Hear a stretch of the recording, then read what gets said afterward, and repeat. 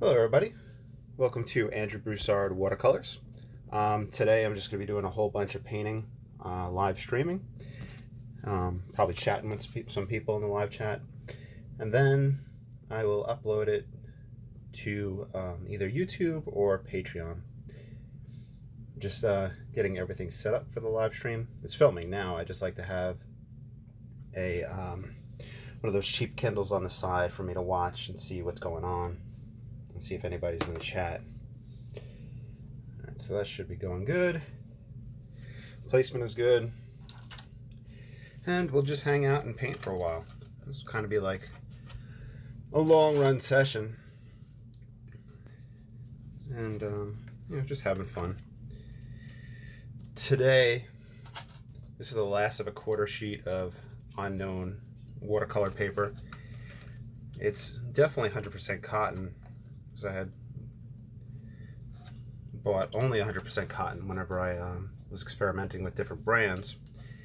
However, this one, if I hold it up to a light, I don't see any watermarks on them, which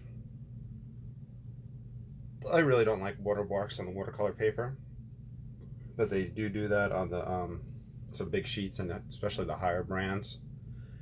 But I'm not seeing any. Alright, let's do it like this. We'll clamp it down, we'll get our palette ready, and we'll come up with an idea what we want to paint, and then we'll go for it. Then I'll probably grab some other paper, other sizes, and just continue painting. I'm kind of doing a super session. Is there a shadow across the bottom here? No, it should be good. I set up new lights, new lamps, changed the bulbs in the overhead in the room. So I have a lot of new stuff going on that should really make things a lot clearer and easier for us to see. So that's good. Grab our palette, and we'll grab our box of tubes.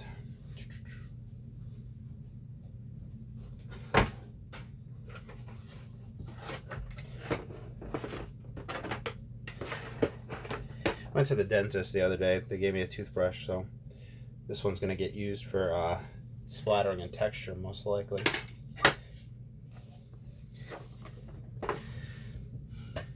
Alright. Last but not least, our brushes. I think we're good. I'm starting to get crowded on this table, but there's no way I can upgrade at this point.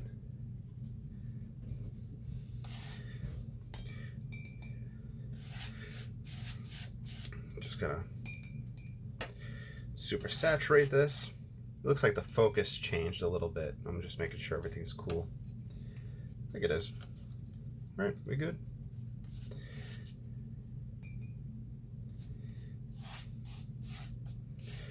All right, and while I soak this, we'll wipe off the palette. We'll see if we need to add anything. And we'll come up with a plan for the first painting for today.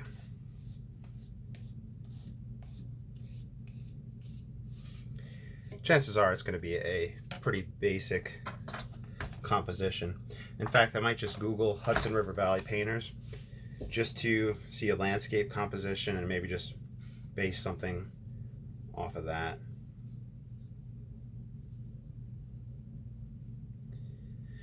These like cheap Kindles really come in handy.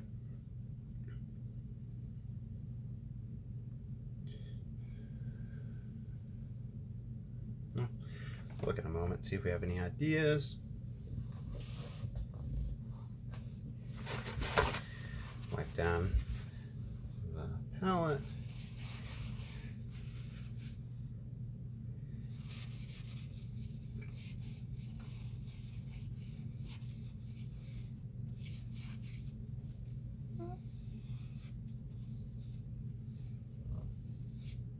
Yeah, we should be good pigment wise. We don't have to put anything out. Just need to get our spray bottle in. activate these. Oh, I flipped the screen, sorry.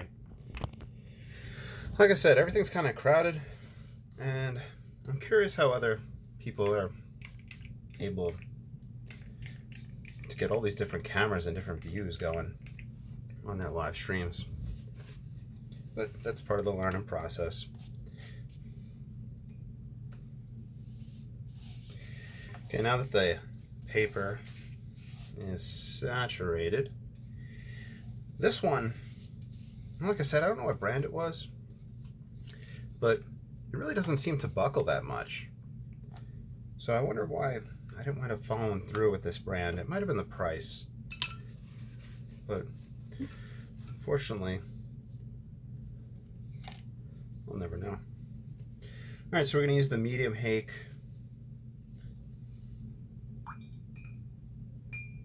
See if there's any landscape type compositions that'll pop out.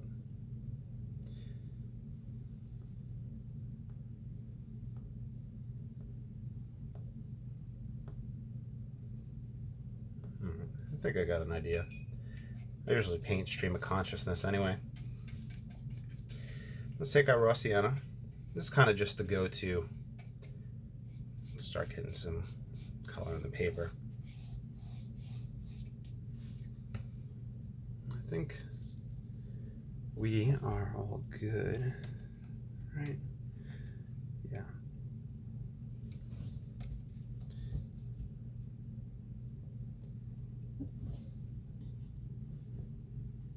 Perfect. Sorry. Okay, so raw sienna.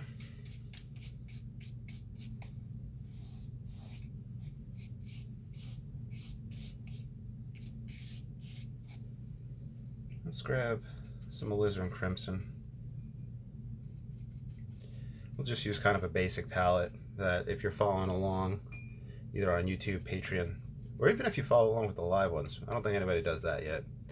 If you guys ever want to do that, feel free. And then you could ask questions in real time. Here's some alizarin crimson, which everybody would have most likely on their palette.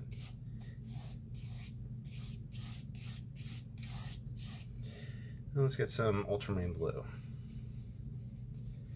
Pretty standard sky color.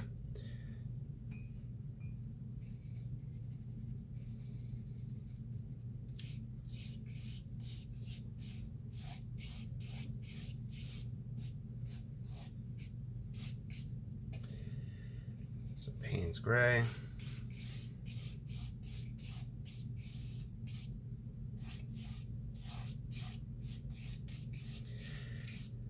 Whatever we're doing above, just bringing it down below.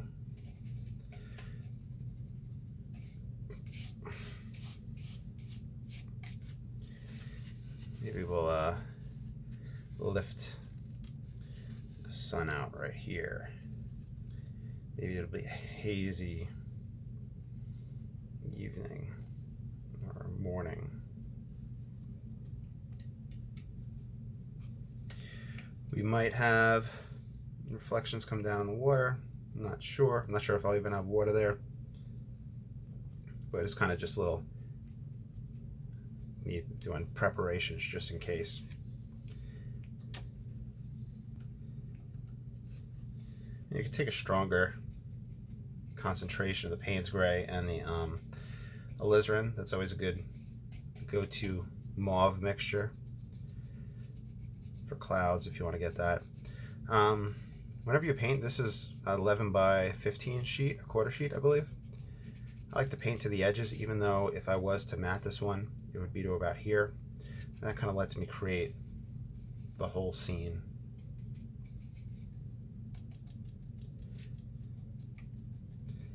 And the reason I do that,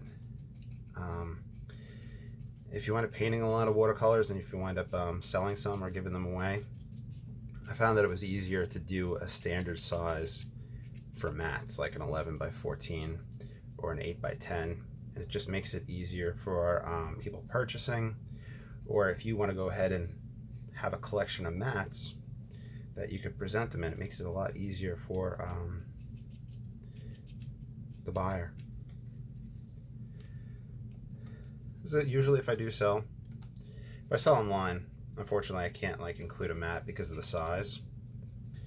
By the way, if you're ever interested in buying anything, check me out on Facebook or on Instagram. All those links are down below. There's also the Etsy account, but not everything is up there.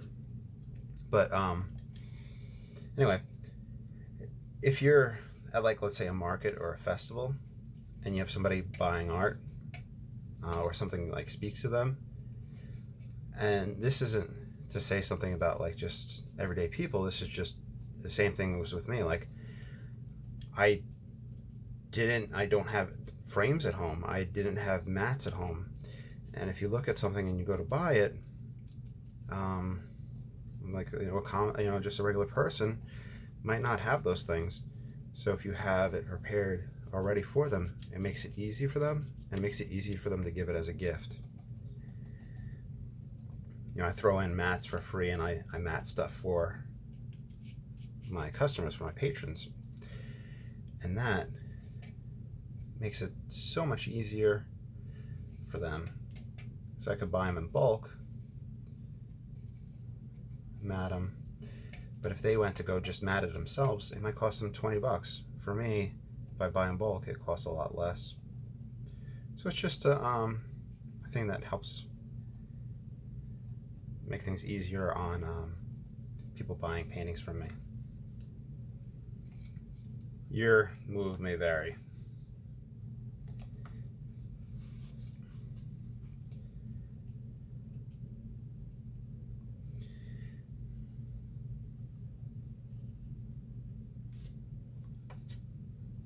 Let's kind of think about where we're going to put land masses. I think we might do a little mountainous scene back here. Landmass here. Might have things low. The typical curve in the corner that I like.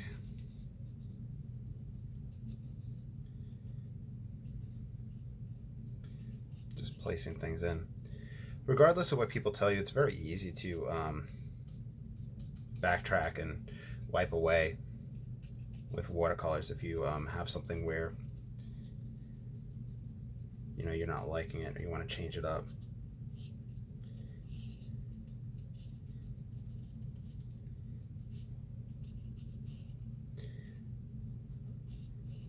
This is a slightly different approach than I usually take, and I'm just using that Payne's Gray mix just to put some darks in and get some ideas.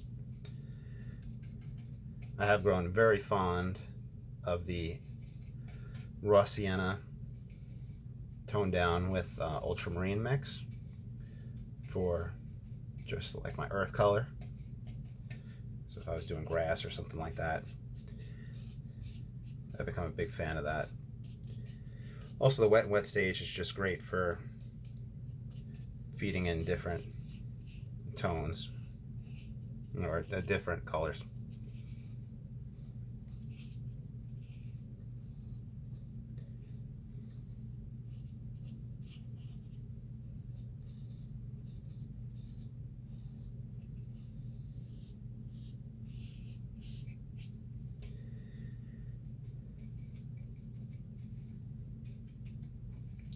Payne's Gray and raw sienna will give you something that's it's a dark, but it has a slight suggestion of a green to it. What I'll do is I'll just let this be a roll in the land right there. Payne's Gray has the black in it and the blue in it. That's the typical pigment load that companies put out now for that. And a black and a yellow ochre, earth color, is used in the Zorn palette as a replacement for green. You kind of get like an olive green for it. So that's where kind of the Payne's Gray raw sienna mix comes from. That concept there. It follows the same suit. I have a landmass back here. Another landmass back here. Do some rolling hills, mountains.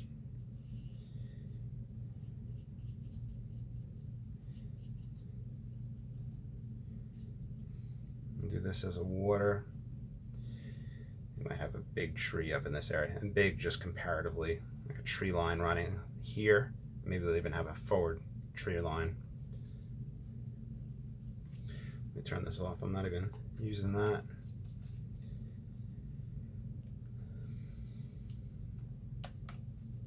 Yeah, this paper doesn't seem to buckle much.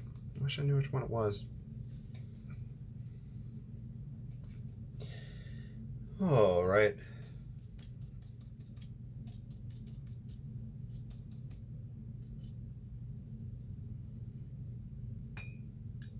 Let me wash this off.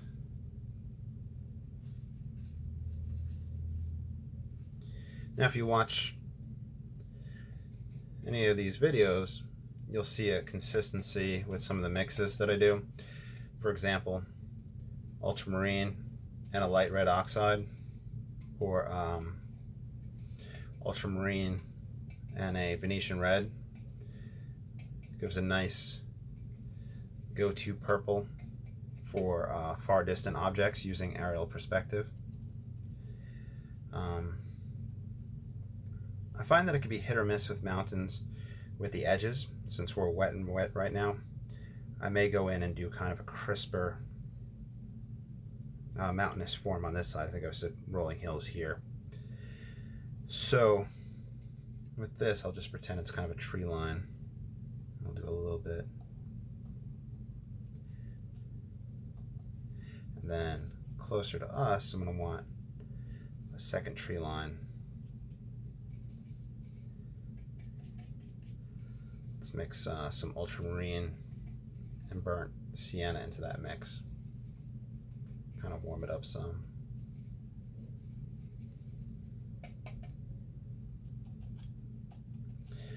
And get more pigment down. So as you go into wet and wet areas, you always want to increase your pigment load, or you'll start getting the back runs in the cauliflowers. So increase pigment load, minimize water on the brush. Okay, so we have a line of trees here. We'll have a tree here for this closer mass. It's kind of like a little opening, and then it'll go recede back, and they'll have mountains back there.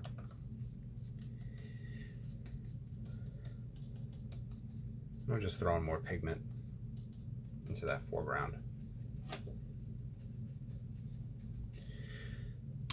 Okay, so I've been playing with, at this point it's not playing anymore. The number 4 rigger has almost become a mainstay for use. And then I have the number 1 rigger. In this one, I want to do a line of trees. I'm going to have to go, like I said, more pigment so that I don't get back runs. I could take just the wet rigger and go through it. And if I did that, it would push back. It would give me those wet runs, but which might be beneficial, might be something you like, but I do not want that here.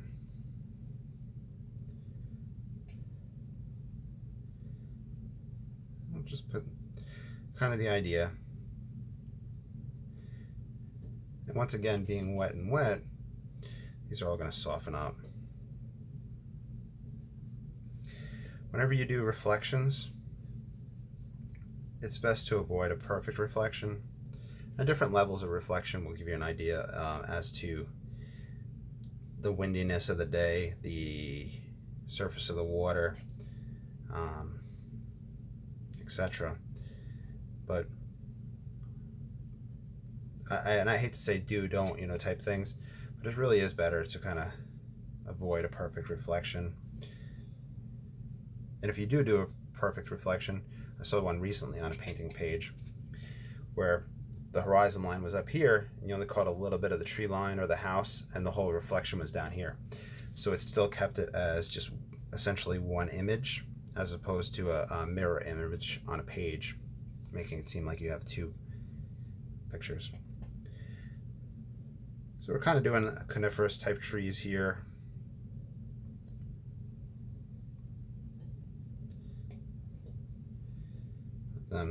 extend back, and then I'll have another tree line on this ridge. Far distant ones, there's going to be less gaps between them, and you're going to see less characteristics of them. So the wet and wet aids us in that softening of characteristics. So just the ability of watercolor and its interaction, especially wet and wet, lends itself to atmospheric perspective due to its lightening as it dries with wet and wet, as well as I guess linear perspective. Those concepts.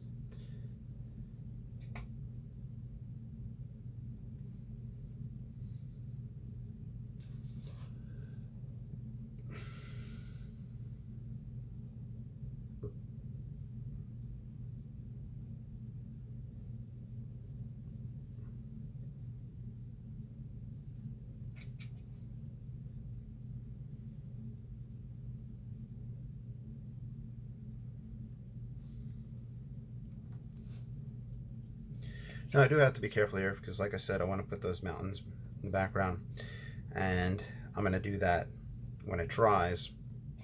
So I'm going to have to take a different approach, and I'm going to have to be careful since I'm trying to get these trees in here.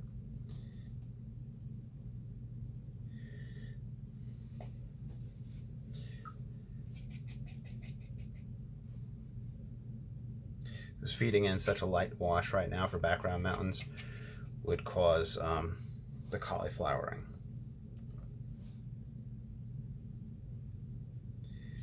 I like to darken my corners, my sides, to stop the eye from going off the page. So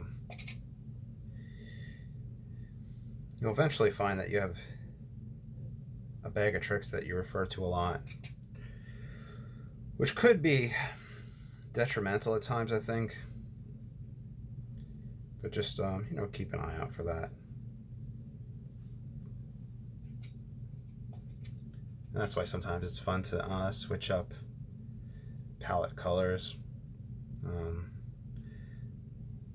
subject matter, try different brushes, different techniques to keep yourself fresh.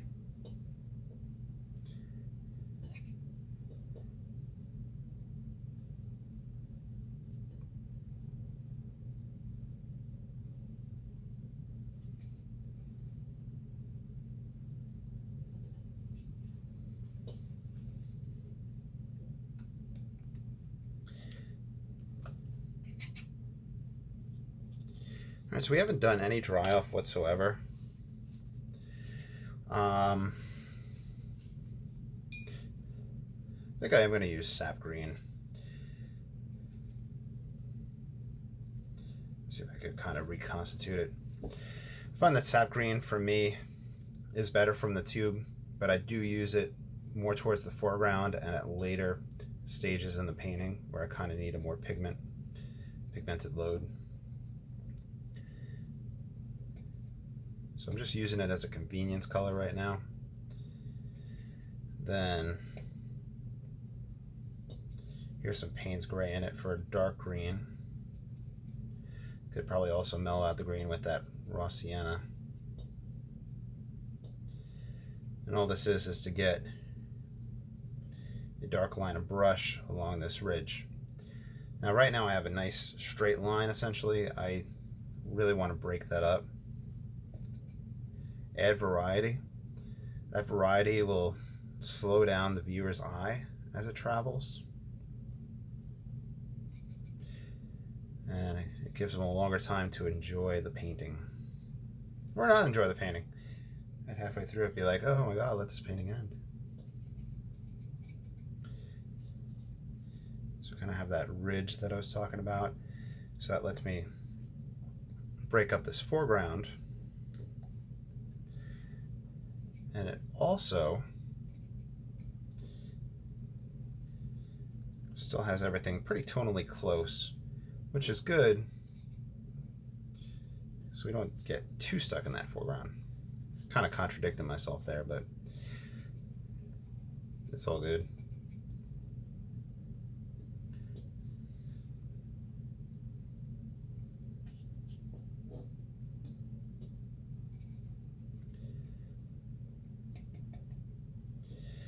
burnt sienna and sap green, ultramarine, Payne's gray, kind of just getting the dark.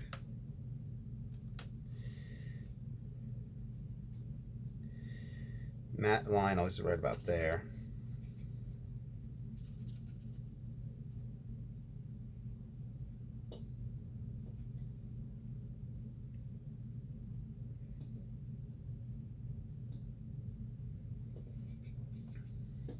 Let me get some lemon yellow.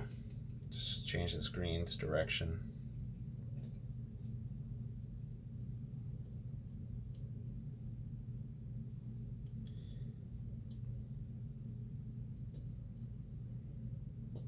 Get those bridges. Let's do this a little bit brighter green for this one that's going down by the waterway.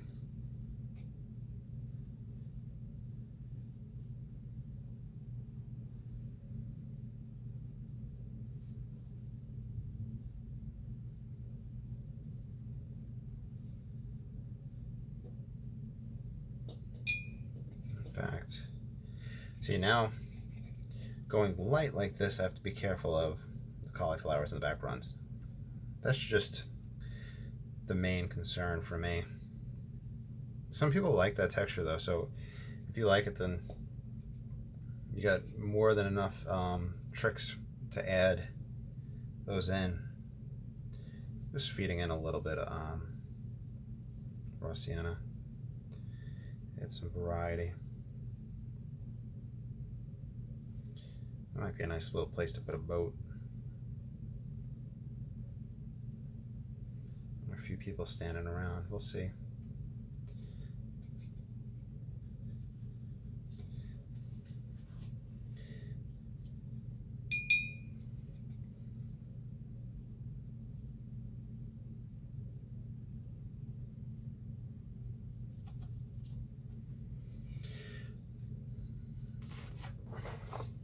And of course, you can always take a credit card or a hotel room lobby key or something like, you know, those type of things, and scrape some rocks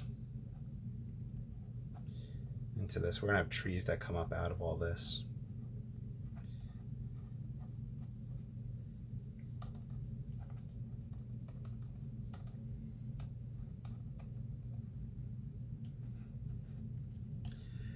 Bigger rock mass monster.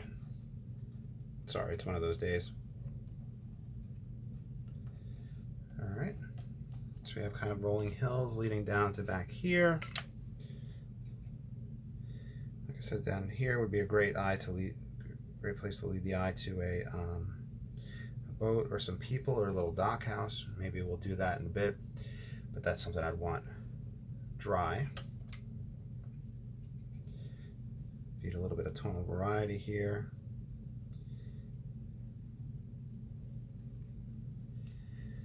Let's see.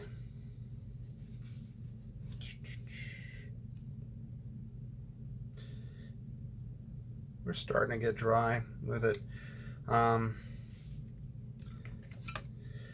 Foreground trees, I'm gonna have them come up high. I'm gonna have a blocky mass here. Kind of the edge of a grouping. Let's go raw sienna,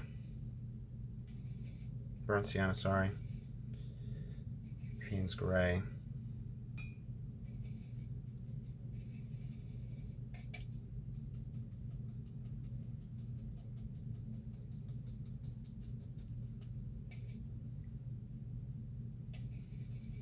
I don't want it too wet because I want to get more the stippling texture.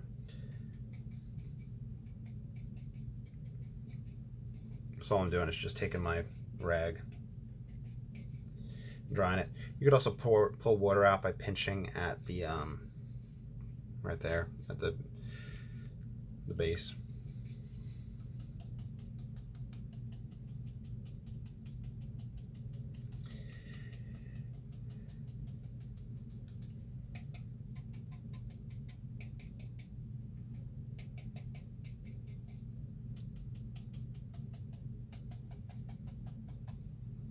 So with this, I want variety. I want organic changes in shape. I want holes between the leaves and the trees in order to view the background.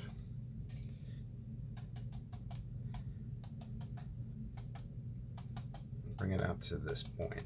So we'll go up in that. Usually I lay down a lot more pigment than this in this go, but I'm taking just a slightly different approach. So watercolor painting, big thing is playing around with the watercolor itself, the amount of water, the pigment loads, how wet the brush is, etc. How wet the paper is. We haven't done any dry off whatsoever as well. I think we washed this brush once. It's got a little bit of sap green in there.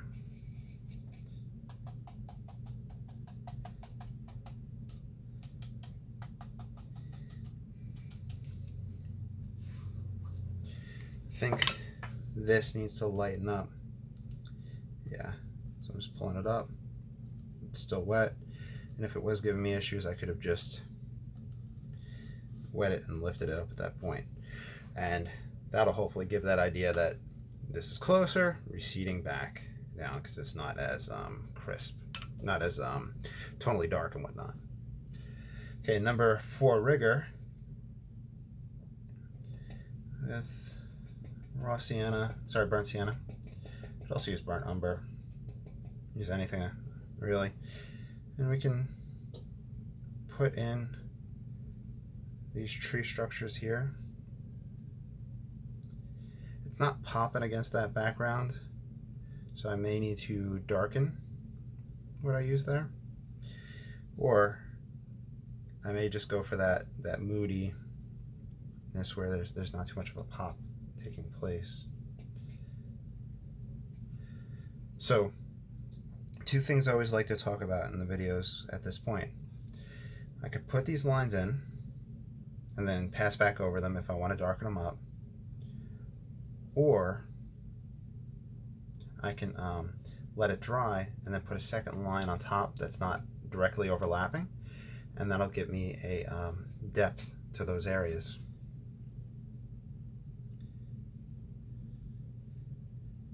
Also do want to darken down at their bases. This I find helps the trees sit in place. You could also think about radial lines from the light source, how it's going to cast that shadow.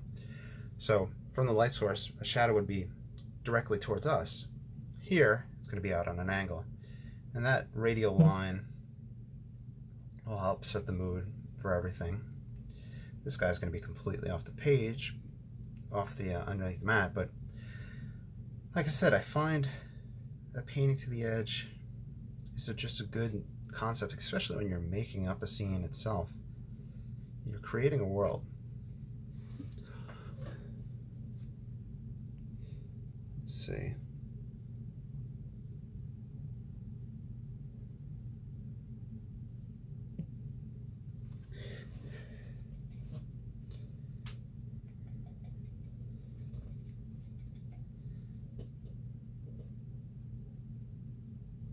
This is the number 4.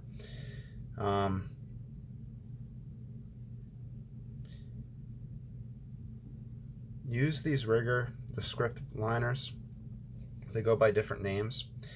Originally they were, thin liner brushes. Rigger brush got the name from the maritime paintings, where they would paint the rigging on the sails. Actually watched a video once where I think the gentleman had passed away. It's an older video on YouTube, but it was filmed for like TV or something like that. He's like renowned for his copies, I think, or imitations or forgeries. But regardless, he was painting a JMW Turner scene where the old warship is being tugged in by a tugboat, by a steamboat, and he had put, I think, like a varnish or something down, and then used the rigger to do a straight line there, and the varnish pushed it back and made it an even thinner line for the rigging. See, people like that knew all the tricks, and I'm not sure nowadays where you could find that information. I have a still life that I painted the other day on here, and I want the shadow to encroach upon a plate that I put in and in the photo the shadow encroaches on it, and I'm trying to figure out how to actually go about doing that, because the way it's painted it looks incomplete. I'm thinking maybe I have to do a glaze, an oil painting glaze over that.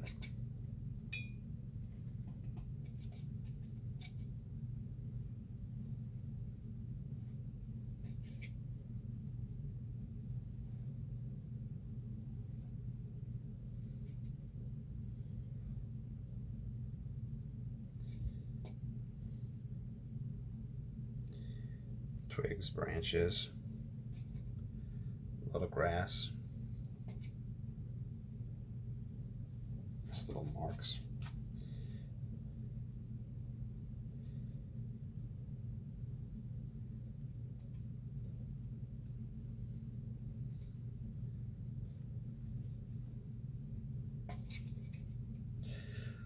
Ultramarine blue and a light red oxide.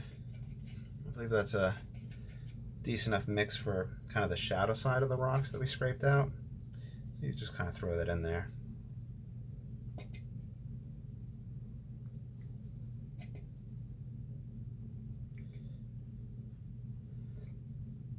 Those shadows come out and over.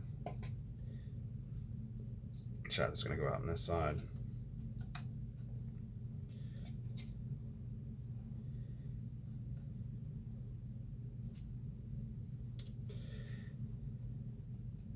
I could actually dry it off at this point and do the mountains in the background, because I'm not really needing a wet and wet for any of this stuff,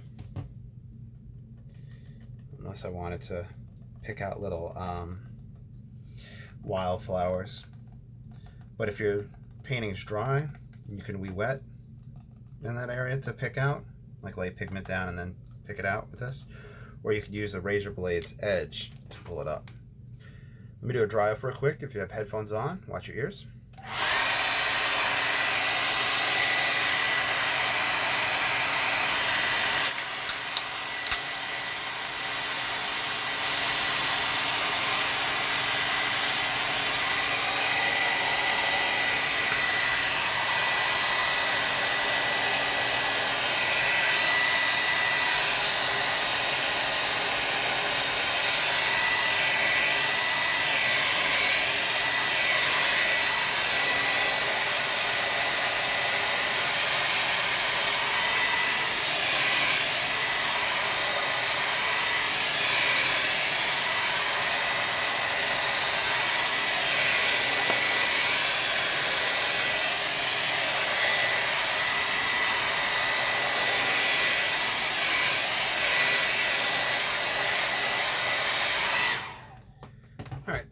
Now, for far distant mountains, I guess I dropped the T when I say mountain. Mountain. Is there mountain? No. Mountains. Mountains. It's just that my New York accent, I still have mountains. Alright, let me clean off a spot on this. Reason being, I really do want a really light wash, almost like slightly stain the paper with water type wash. A little bit of light red oxide, a little bit of ultramarine, and I'm probably going to go lighter for the ones that would be even more receding. This might be even too dark. But what I did was I dried off, and I wanted kind of Christopher Mountains down back here. I could have had this soft line and kept that, but I just want a nice crisp mountain recession. So what I want to keep in mind is that as things go back in the picture plane, the linear perspective, the distance between where they start, like here and here, is going to get smaller and smaller. So I'm going to keep those in mind, and I'm going to splatter paint right all over it. But if that happens, we're good. Okay. So we're kind of looking down into an area.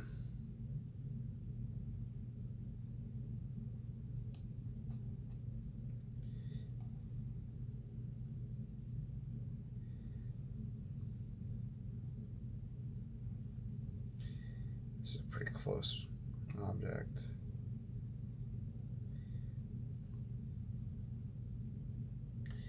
This will hopefully give the slight idea of an S-shaped composition right here, like a little go back behind.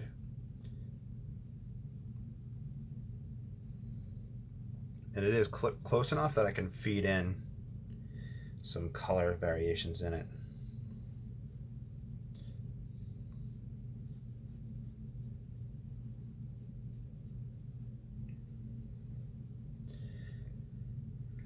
Darken a little bit.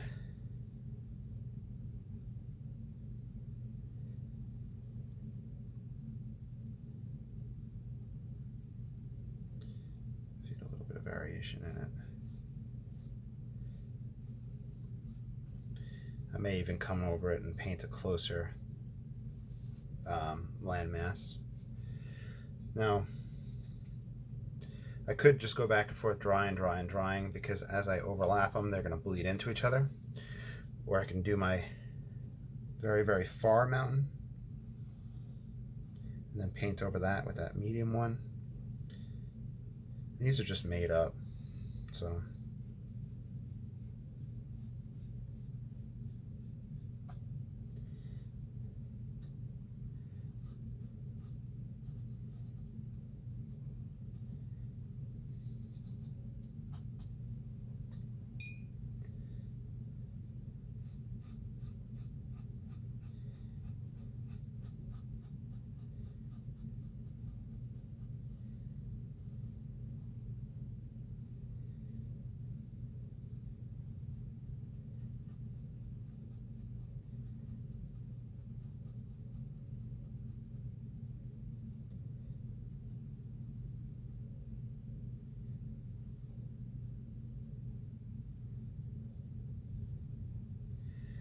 And I could take a little darker value, but let's try to keep it as a receding value, like a bluish purple.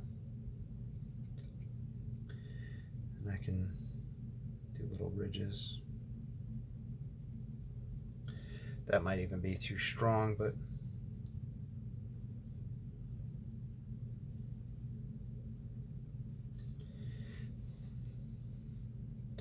you could even get so light, like literally just water stain, dirty water, to do something back here like that.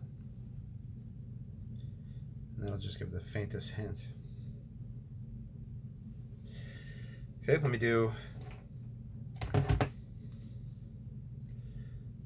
say that this faint mountain is going to cast a little bit of a shadow.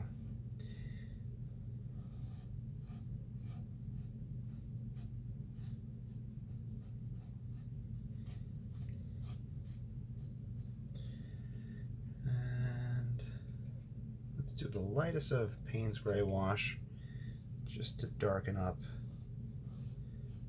that shoreline reflection. And since I did that light wash right there, I could feed in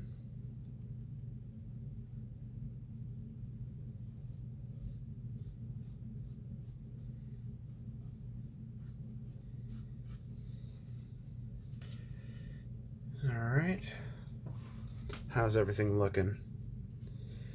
Oh, it said somebody, AB Paints is raiding the party with 11 raiders. Oh, well, hello everybody, how y'all doing? Is my live chat working? Let me do a quick dry off right here to work on these mountains.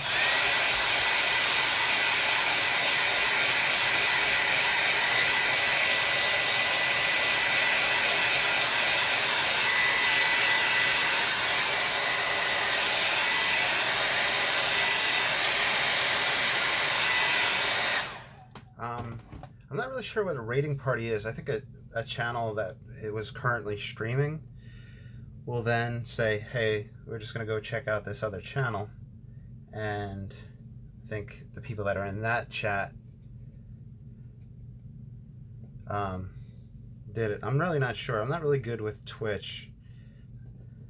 So I'm just taking a darker one right here. This is just an imaginary. So for you guys that just entered the channel, this is just a quick, fast and loose imaginary scene. Just using the Hake, the number 4 rigger card, and the number 1. Just using the imagination to create this. Playing with and talking about wet and wet. For the most part, a lot of this was wet and wet for feeding colors, aerial perspective, and just things like that. So I hope you all doing good today. I'm going to bring another landmass right here, and then bring that shadow down. Then way back here, we have that guy. Oh, thank you.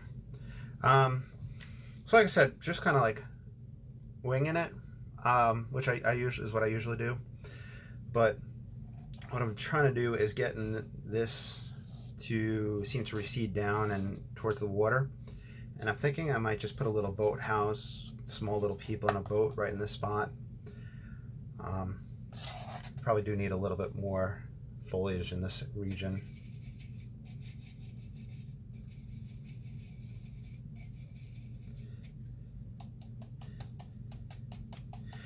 So I just use the Hake brush, and with it you can stipple the textures in, but as you build up that area, if you keep on doing it, you start having a wet spot on the paper, and then you start getting wet and wet feeding. So keep that in mind and utilize that attribute to your advantage, or just stipple a spot and then move to another. Unfed, thank you for the compliment.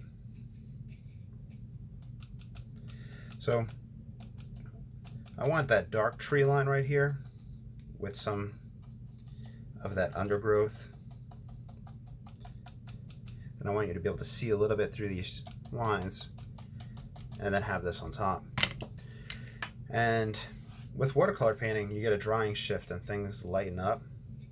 So you can either pass back over these closer ones if you want to build them up in darker, or mix even darker and then put something stronger in front, and that'll create just a little bit more depth right in that spot alone. You know, just remember, it's going to have that shadow. It's going to have all that dark on the bottom to ground it. We could build up the foliage for that closer guy. You could have another closer one right here. And that just adds to the illusion of, you know, creating space on two-dimensional paper. Let's see.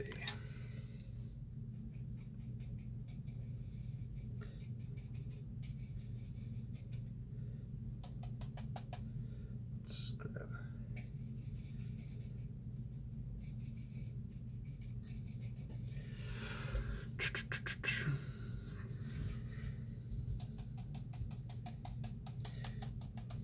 Let's get some sap green. I'm trying to build up the density on the foliage in this region. However, I don't want to, I mean, I paint fast, but I don't want to rush it where it's going to be like a blob. We're probably 40 minutes into this painting. I really need to look and see what time I start these things so that I can count the time.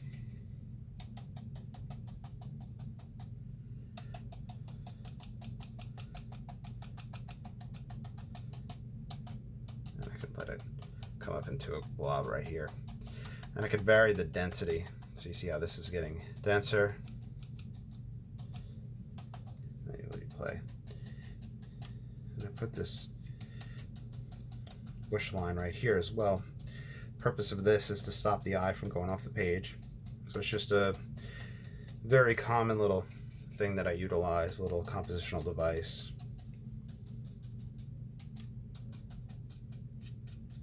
Even with that same color, I can just do a little textured effects.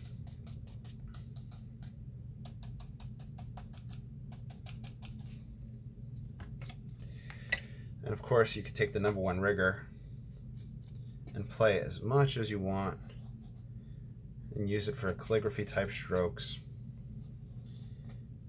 and build up the interior of these.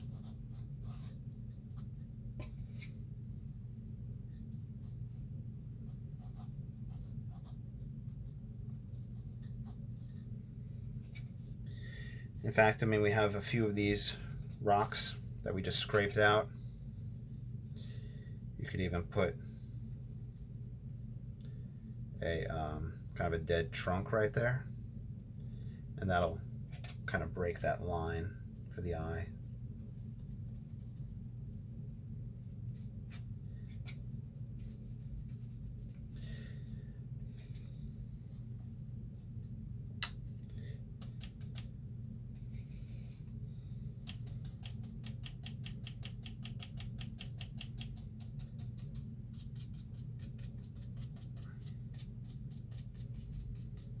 Okay. Well, it's time to man up and see if I want to put a little boathouse down here. If I did that, you can always have an extra scrap piece of paper to get an idea what you want to do. It'd be more of a lean-to than anything. We could have a little canoe type thing area in there.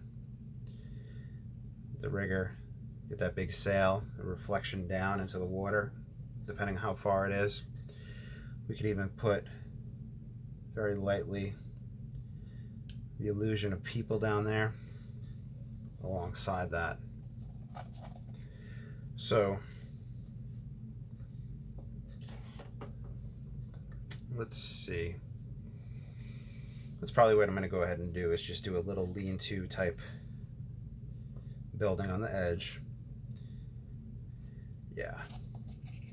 I think that this, I want to make sure it's dry. So if you have earbuds on, watch out, because I'm about to use the blow dryer. I don't want to, you know, blow you all away.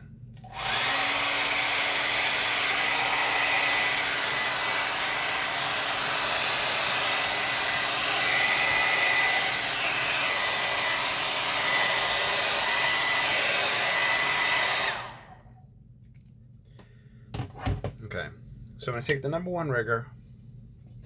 This is the fine liner, and you could get smaller brushes than this. And of course, if you're ever following along with one of these tutorials, I would love to see the results. And also, you have my complete permission to anything you copy from a tutorial or anything like that. My complete permission to go ahead and sell it if somebody offers to buy it. I want you guys to prosper, and I'd like to see you guys, you know, have the money to buy art supplies and whatnot. And speaking of which, if you would like to consider supporting me on Patreon, I'd love for you to consider that, because art supplies are expensive. But there's no push there. You know, I just like people watching and supporting. Okay, so a little kind of lean-to, casting a little shadow. Very small little structure. I find that in the landscape painting from the 1800s, and this is kind of just a fast and loose approach to it, those buildings are very small in the scene, and sometimes it takes you a moment to find it. It's kind of just there to show, and the purpose of them was to show man's interaction with nature. Let's give him a little sailboat. So I'm going to put it close.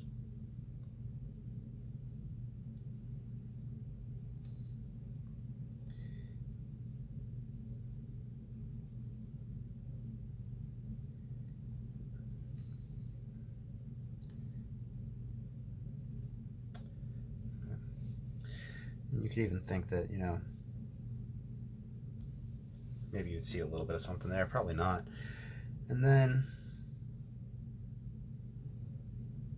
a little post for it to attach to. You could even, what I learned from the Caspar Frederick paintings, copying Caspar Frederick, is that the smaller you make the person, the more immense the scene seems. That was a German painter from the early 1800s, and he was Gothic Romanticism, I guess, was the time period, and copying his cathedral and cemetery and painting those little figures next to the immense structure really gave a size to everything. So we just have a small building there. It doesn't need to be perfect. I feel like I sound like Bob Ross. Oop, did I put this directly under here? No, it is offset. That would have been pretty bad compositionally. You'd want to be careful of that. We can take lighter wash. There we go. We got a little bird flying right there. So, for the most part, scenes like these are done. And then it's just a matter of how much you want to play around with it, how you want to play with reflections, how you want to play with lighting. In fact, this guy is so close to being in line with that, I don't even want to put... Actually, I could put a light ripple on the water and it wouldn't line up. That might help create a little tension right there. But if I did that, I'd use gouache. Let's see if I could reconstitute some gouache. So, if you watercolor and you utilize gouache, put it on a separate container, because the chalkiness from it will contaminate everything else on your palette. So you see how I have this all water running all over the place? That chalkiness would get in. Now a lot of people do hate on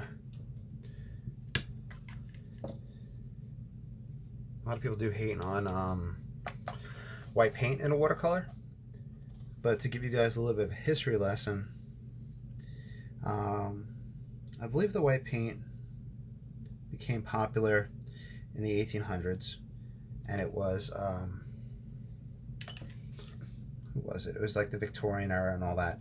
And you had a lot of people, like just the common folk, or the people that were hanging out in the Victorian parlors, painting and whatnot.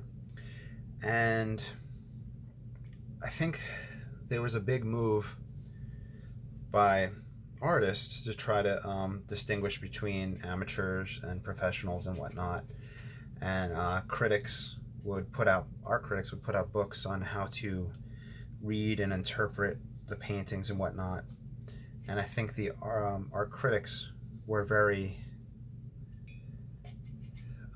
critical of white gouache, white paint. But just because somebody from the 1800s says you have to hate on white paint in a watercolor painting doesn't mean in 2020 you have to listen to them. So do what works for you. And if you're familiar with the works of J.M.W. Turner, you know that he was masterful and he used white gouache. So do what works for you and what you're comfortable with.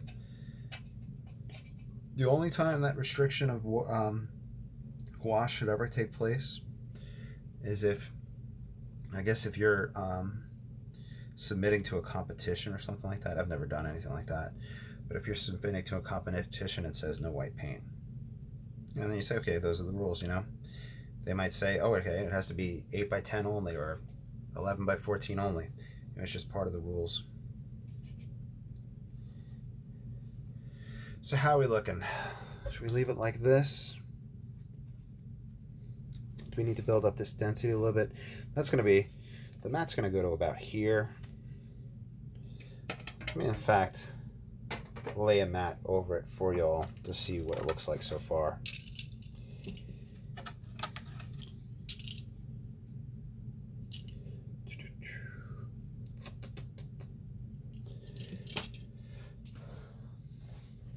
So it's always good to have mats on hand to see what things look like. And if you have Amazon, and if you paint 11 by 14, which is, you know, pretty decent size, you can get 25 mats, the front, the back, and the bag to put it in. And you get 25 of those for about $90. So I think what I paid after shipping and taxes. But it was Prime, so it was free shipping. But it comes out to what? About $4 or $5 a set for a front, a back, and then if you have the bag and you have the mats, the tabs. And you could easily go to Hobby Lobby and spend over $10 on a mat. So I'm going to lift the camera up so you guys can see the full view. So I think I'm going to leave it at this kind of evening type setting. You know, they're just getting back from maybe fishing or boating or something like that. We have a bird in the sky, just kind of a relaxed, mellowed out Hudson River Valley type scene, utilizing the fast and loose watercolor technique.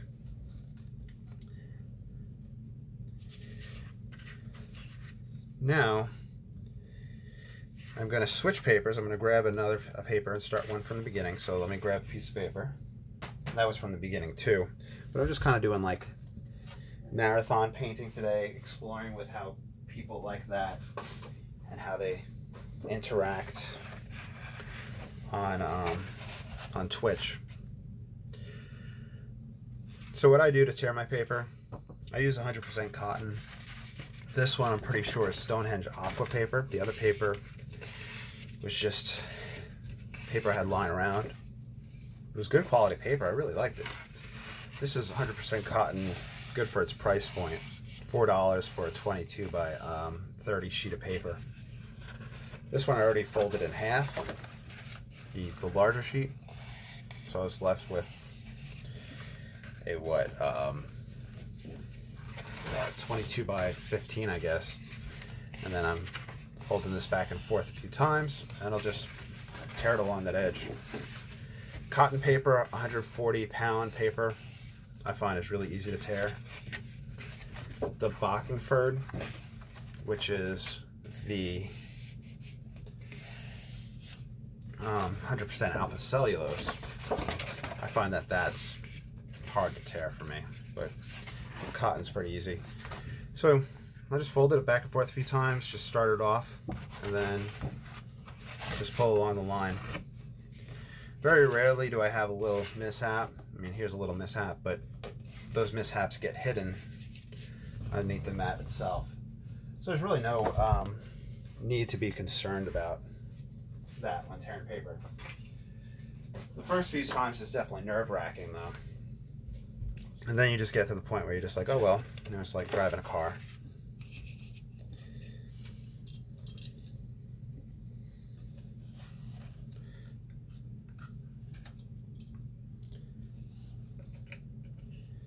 So I like to clip the edges with these binder clips. Of course, I'm missing a binder clip, but that's why you have extras, right?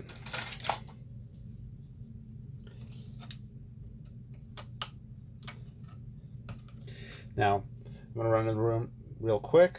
I'm going to dump this out and just grab some fresh water. I'll be back in a minute.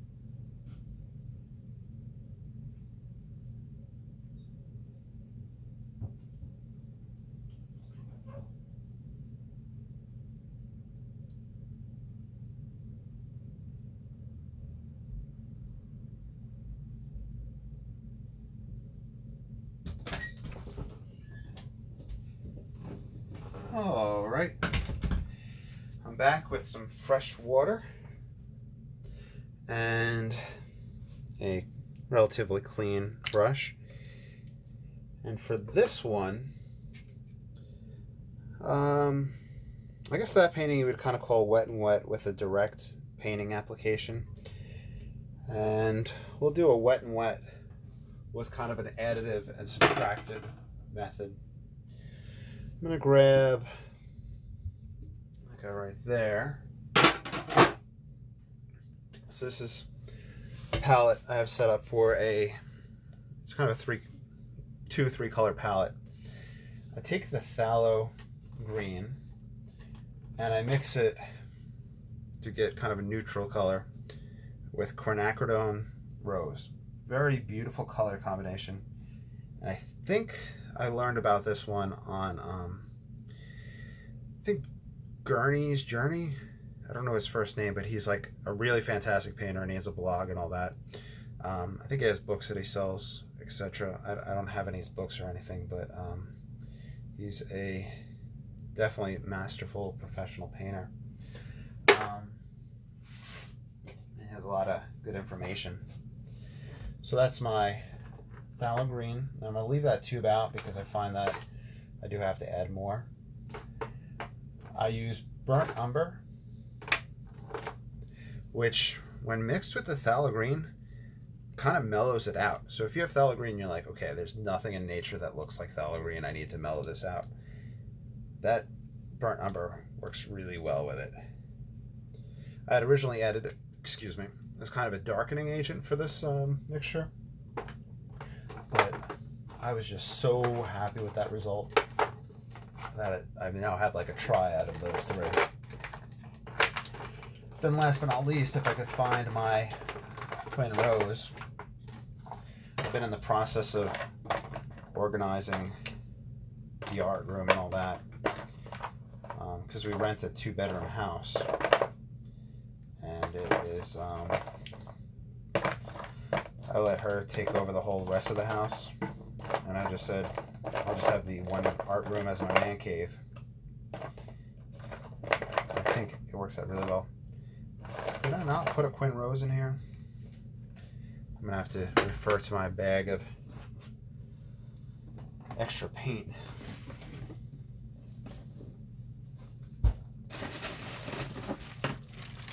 Should be right here. Everybody says you don't need a lot of paint when you paint. You know, don't buy so many tubes. But we all wind up doing it.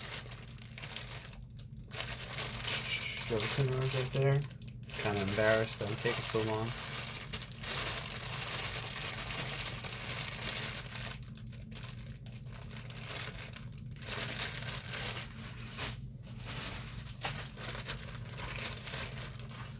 Yep, right on top. Quinacridone rose. The one is Da Vinci brand. This is the Van Gogh brand. If you're looking for super cheap paints that are light fast, Da Vinci and Cotman are the way to go. If you're looking for bigger tubes, Van Gogh, Cotman for the smaller tubes that are cheap. The Da Vinci brand for the larger tubes. And I like that a lot. Anyway, so with this one, what I do is I saturate my paper like normal. And I have this large Hake brush. I used to use it as my main brush for painting. But then I was on a kick where I was painting 8x10s, so I went to my medium brush. Now I'm back to 11x14. But I just like the medium size Hake brush for it.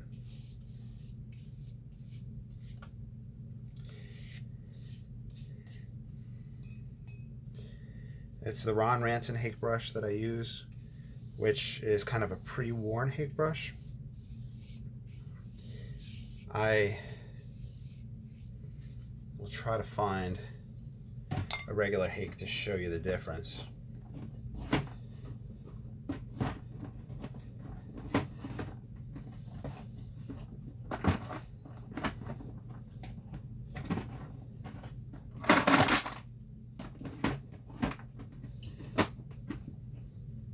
straw won't let me open it. One of those days, right, guys? Anyway, I guess you're just gonna have to take me on this. Is that the Ron Ranson Hake brushes are more worn and chiseled as opposed to regular Hake brushes, which are super fluffy, and you have a hard time getting a chiseled point on. Anywho, so with this technique, I paint wet like usual. It's just my go-to. However, I take the two mixes. I don't look at sky or anything like that. I just use an approach that I saw used by a gentleman, Stuart Davies, who is a fantastic oil painter. And he takes a very sopping wet brush of oil paint, very pigmented, and kind of just goes in very aggressively, just creating, essentially just massing in shapes, but making it up as he goes. And then from there, carving out the image and the reality that he wants. For example, like this, just literally doing that. And he has said that people often complain about how dramatic his starts are and that it's just unnecessarily dramatic, you know. But it's kind of good, fast and loose way to create and then go from there.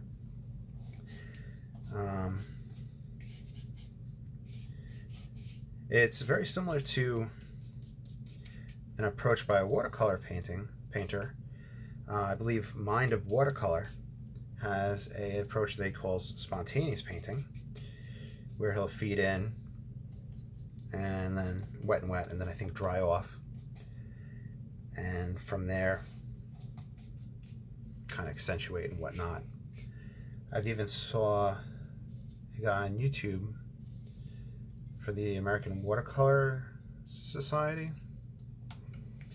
who did this type of approach with black and cobalt blue to make a Payne's gray to create a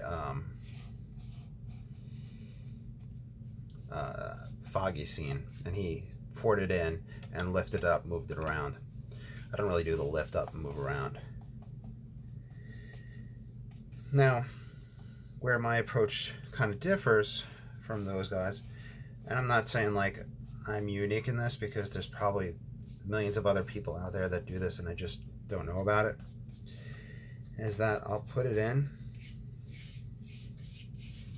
and then I'll take a paper towel and I'll start wiping back, and then I'll go back in, and this is just extreme example, like with no purpose, and I'll wipe it right back.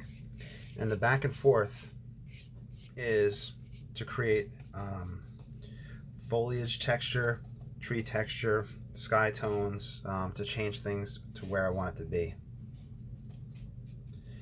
And this is what I've seen the oil painters do, and what I'll do with kind of alla prima tonalist paintings in oil.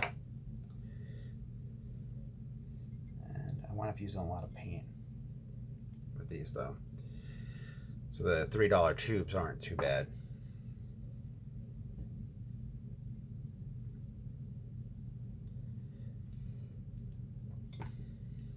But I think of it as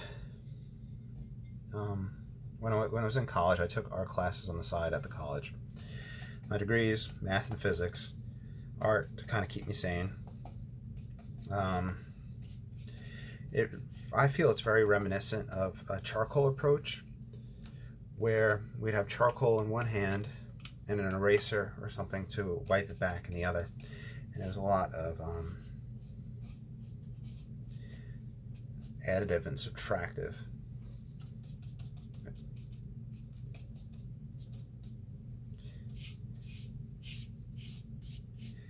One thing I've never done with these though is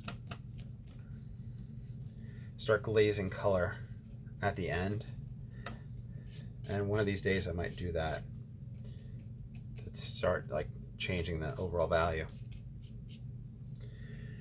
On my YouTube channel, I have up a video that I had live streamed where I took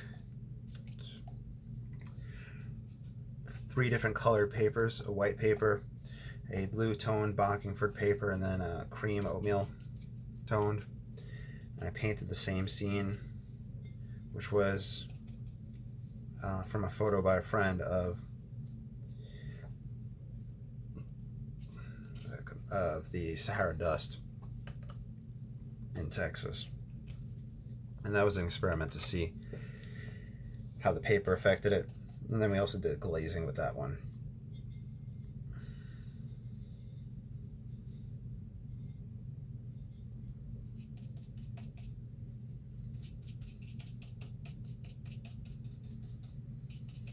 So it's just a build-up. Also do this with sap green and Venetian red with some blues and Payne's gray added to kind of darken. Probably do the same thing with a lot of complementary colors. Ultramarine and burnt sienna is very popular complementary color combination. And then if you get to a point, and this is just to show you, if you're like, oh, it's too dry in that spot, you can just go right back in with it. I don't know if it was too dry or not on that spot. I was just kind of saying how fast and loose you could kind of get with it.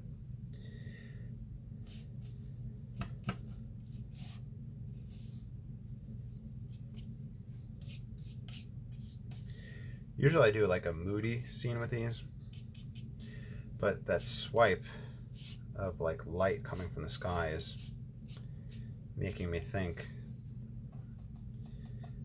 about something different. But I'm not really with the whole expressionist painting movement. Just to show you, here's some burnt umber mixed into this.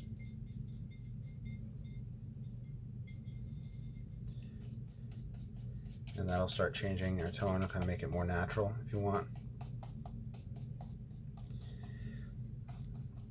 And what you want to think about is building up shapes and building up tonal values, where receding, these are a little too highlighted, are going to be lighter, and then closer you'll have your darker values, and you have your crisper forms.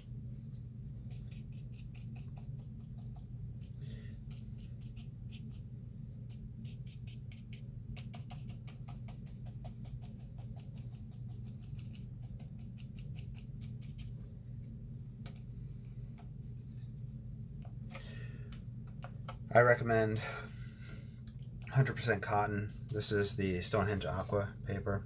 I think I mentioned the price point. It's about $4 for the large sheet if you buy packs of 10. And if you paint fast, you know, it's good to buy the large quantities. But the cotton paper really does mellow a lot easier with the wet and wet.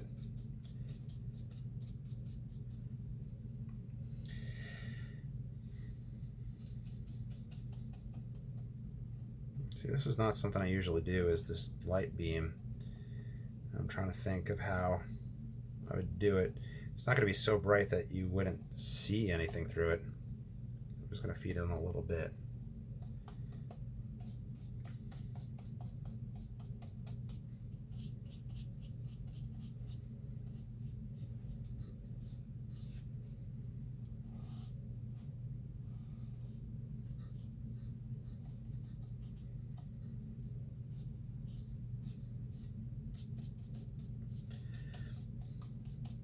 So it's definitely a fun approach. It really lets you get loose with watercolor and work on handling it. It lets you learn right away about lifting techniques and not wanting the repetition of a pattern. Because I could go through and do the same thing and then I have that same stamp down the line. I really don't want that to happen. That's when you start getting more arts and craftsy type watercolor painting.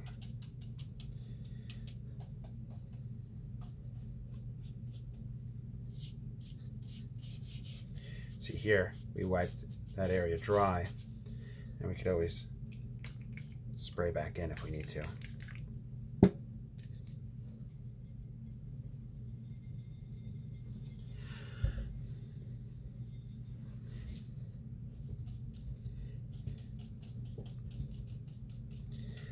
Compositionally, looks like we'll have a waterway. We'll have that beam of light coming down. It does feel a little crowded. We'll have to see.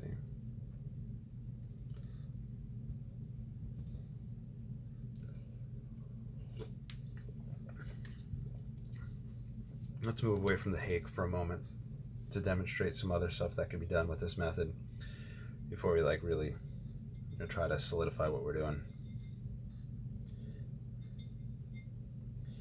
So I can grab a rigger, and you only need a hake, a rigger.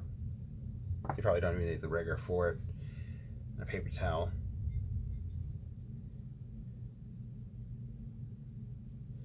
And you can start adding in tree lines. Now, I'm putting them all in willy-nilly just to demonstrate how, first of all, you can do this, and if you're going wet and wet, or if you spritz it, and if it's not wet enough, these guys are gonna blend into that background, and then you can paint a more defined layer on top of them.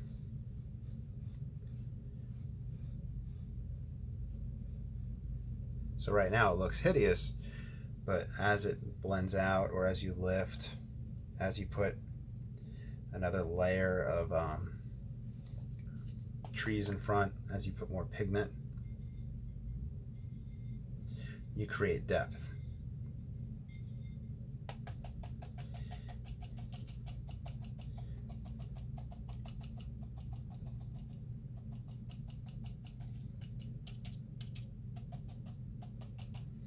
And if anybody in the live chat has any questions or comments or anything like that, let me know. If you guys have ever used a technique like this before, let me know what you think about it, or what technique y'all prefer when building these up. I forgot to mention that the burnt umber mixed with the quinacridone will give a color very reminiscent of what's called brown madder. Not really a popular color for palettes anymore, but it's a beautiful color whenever you use it with a limited palette of quinacridone gold and indigo. I think I saw that combination on Jane Blundell's website. All you have to do is type in watercolor triads in Google, and she'll be the first person that pops up. That lady is, first of all, a very fantastic painter, very good, and has very in-depth comparison from brand to brand of colors and pigments. I believe she does light fastness tests. She is just very good. Now, with this just back and forth painting, one thing that kind of does a permanent effect is if you scrape. Reason being is that you're doing some damage to the paper surface itself. So think about that. If you want to do those, you can do side swipes, and I can start building up trees in that way. Just kind of going up the line and creating trees in that fashion. And I'm just creating a little reflection down. You can use a sharp edge. However, that is going to be a very thin line. It creates more damage to the paper. And if you go back over it, it could either backfill if it's too wet. and just have a dark mark instead of that white mark. Or when you paint back over it, it would fill it in dark. Third alternative, besides the side swipe, like that, and the sharp edge, you can do the rounded edge for a thicker line.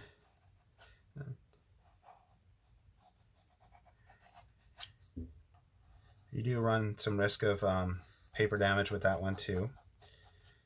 But if you push it down nice and good, if you have good paper with that, you can get good effect without too much of a backfill. So those are different scraping techniques you can use. And you don't have to use them for this painting technique. It's just good to have different things in your bag of tricks. Then you can recede these back by going like that. In fact, another thing you can do, this one I don't have much control over. You could take a wet, or I guess in Chinese painting, I think they call it a Thursi brush. And you can pass that brush with no pigment to try to lift pigment out. If it's dry, you could pass it over wet and then lift. You could also take water and just feed that water in, and that's going to give you a cauliflower effect. So these are all simple things with, honestly, I mean, the rigger is like an $8 rigger. The Hake brush is probably a $12 Hake brush. But besides that, you have a lot of different tools at your disposal for free to make things very easy.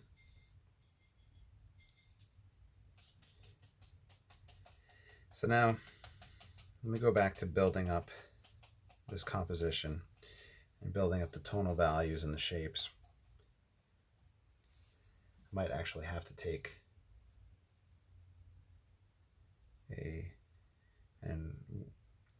the rigger and wash that in there.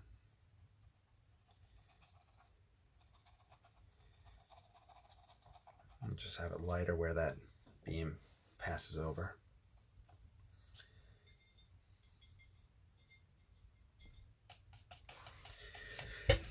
This is the burnt umber more.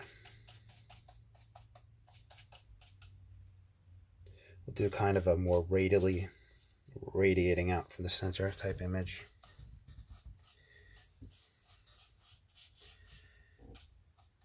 You could have this be a grass line.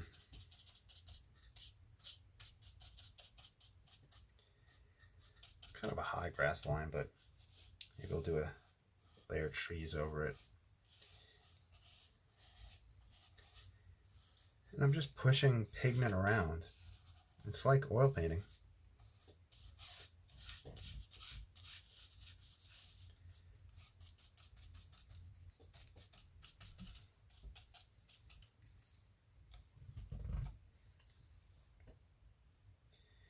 If you want to add little highlights and movement, in fact, of course, we could scrape out a rock structure here.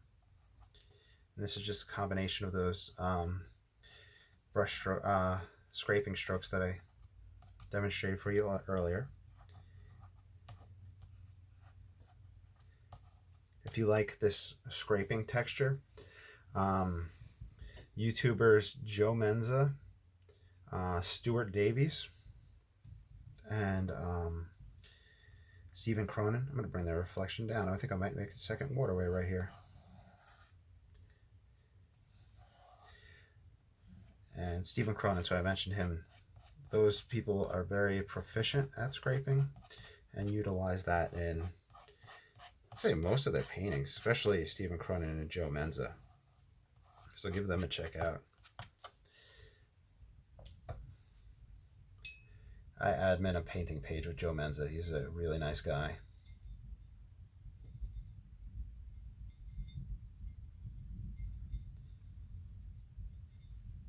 And that painting page is Ron Ranson Disciples, where we all paint in the big brush, fast and loose format.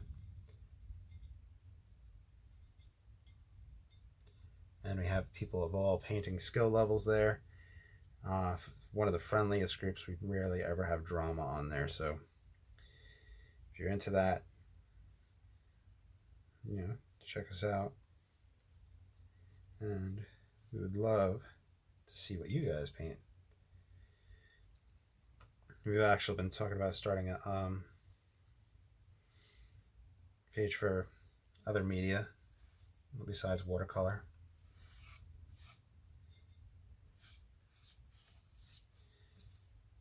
Yeah, that's what we'll do. We'll do this line. I'll make kind of a swamp.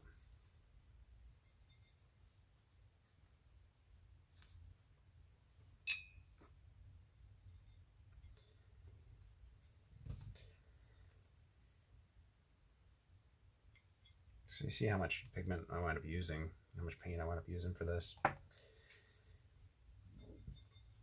But it may be the brand that I'm using as well, because I'm using the top of the student line with these colors.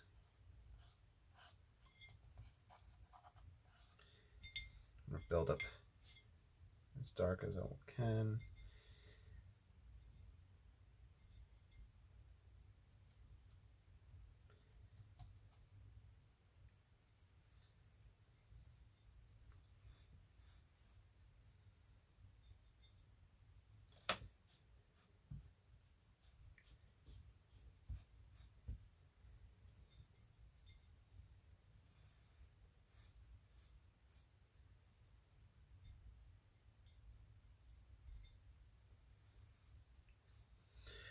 And as usual, if you ever follow along, well, this one is so random that's probably hard to follow along with. But if you ever follow along with the tutorial, I would love to see your results. And as per usual, if somebody offers to buy one of your paintings that you've followed along from one of my tutorials, you have my permission to go ahead and sell it. I want you guys to thrive and succeed. We all know how expensive it is and how much we love buying art supplies.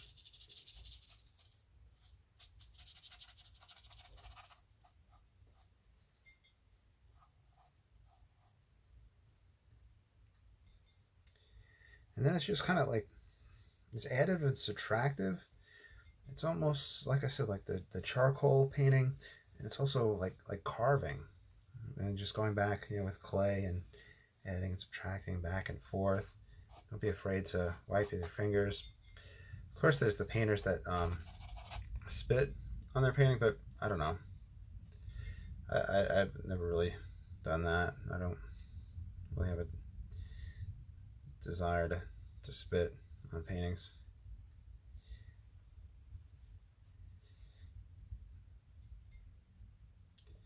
And layer these trees.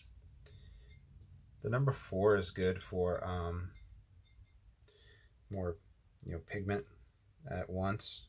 The number 1 rigger works good too, but I've been using the number 4 just because of the better pigment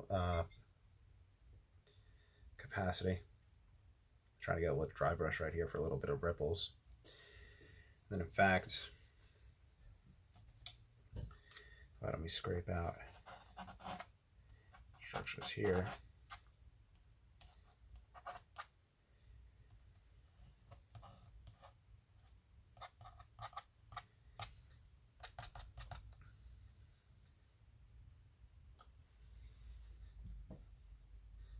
Actually,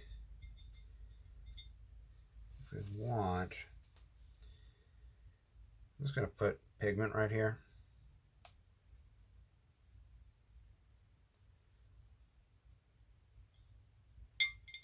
And you can scrape out a building.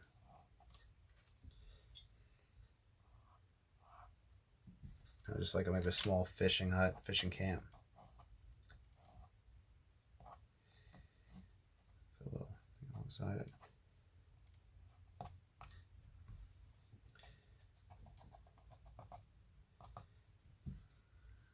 brings the reflection down some. All you gotta do is just bring that scrape down. It's just playing around back and forth. Like I said, the only really permanent thing happening is the scrape. I mean, you can go back over it, but it doesn't paint as well over it, at least for me.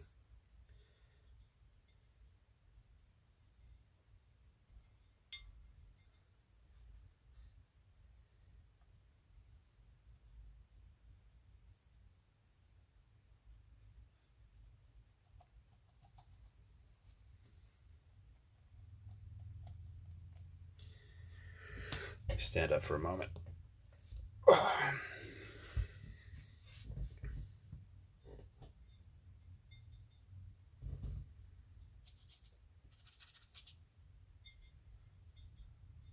Let me darken up these edges. Keep the eye on the page.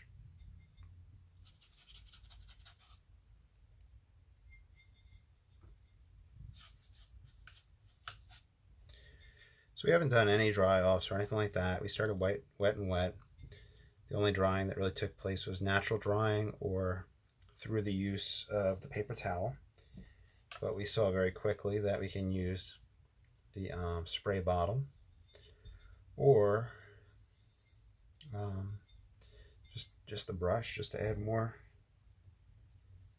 there.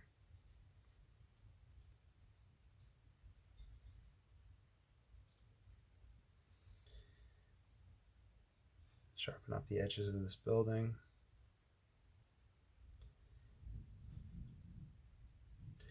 We have a thunderstorm rolling in.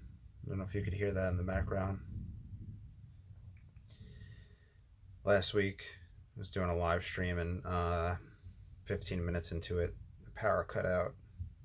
That was fun. I mean, the power came back on in a few minutes, but for me, if I lose my flow, it just doesn't work. I'm gonna exploit the sharper scrapes for textures back here and let it backfill. It also is useful just for movement. We do need some big old globs of paint for foliage.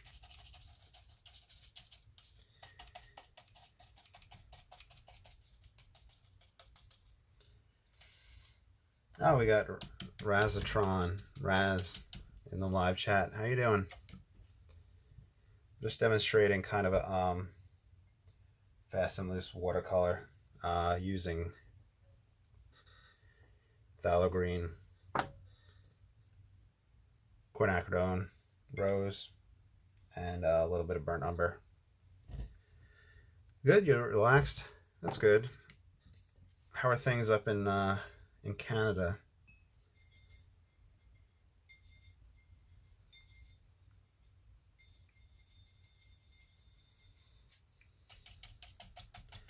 So I'm going to build up foliage here. You were out gold panning on Thursday? That sounds really cool. You guys go to a stream or like the side of a river or a lake and just sift the dirt? How does that work? A river. Oh, that's cool. Any luck?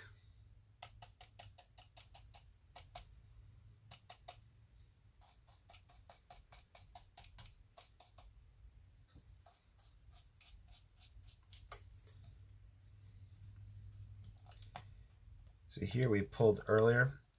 You see how it just gives a little bit of trouble again if you go back over that.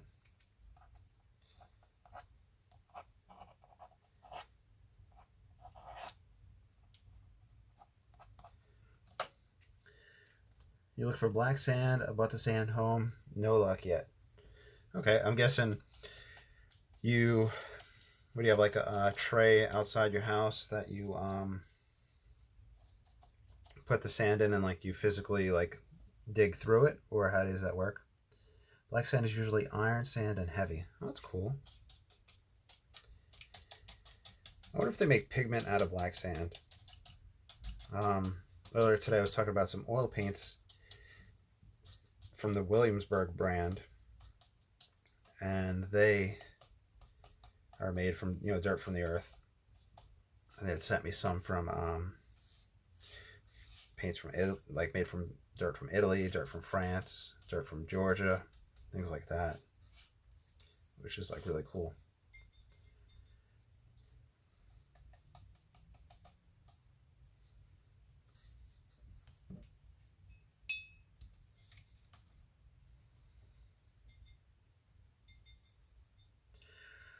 One scoop of the sand, 1 scoop in the pan, add water, swoosh, so you stratify, and gently let lighter sand sploosh off the top of the pan. Okay, so you're making that type of motion and water's coming off the top of the pan, and you're just getting just the dirt at the bottom?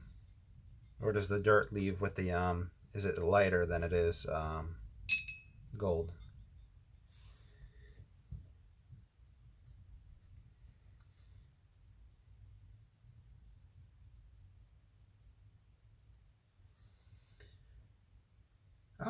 Oh, that's okay. Black sand, which he was talking about with gold panning. Daniel Smith makes their lunar black out of that. That's really cool. Daniel Smith is out of the northwestern United States. They have, I think it's all usually handmade paints, and they have very unique stuff. They have a lot of different like mineral paints and whatnot. The heavy gold, 15 times heavier than rock, stays on the bottom. Very cool. Sounds like a very simple technique.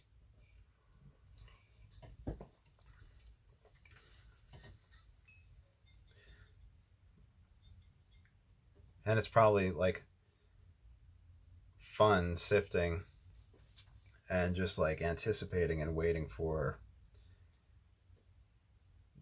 the gold to present itself.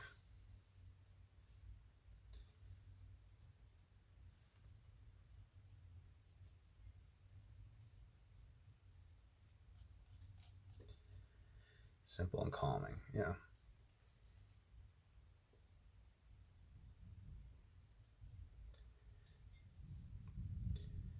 I think I have lunar black. I don't have many Daniel Smith paints, but let me see if I do. Pyrite or mica, yeah. Remember, we grew up up north in the New York area and all that. And oh, I have lunar black right here. Yeah, there'd be like mica on the side of like the highways and all that, because a lot of those roads were just made by blasting through mountains. Okay, here's some lunar black. So let's play around with that. This is the black sand that Razatron is talking about. It is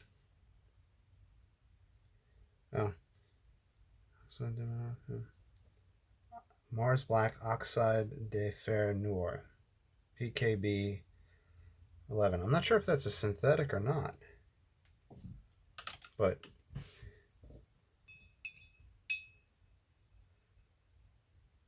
really, so lunar black's magnetic. I don't have any magnets nearby, but let's use this black. Let's play around with it and see if it gives us any cool effects. Talking about gold mining and panning, so we'll pretend that this hut is somewhere up in Canada, and it's got a bearded man hanging out.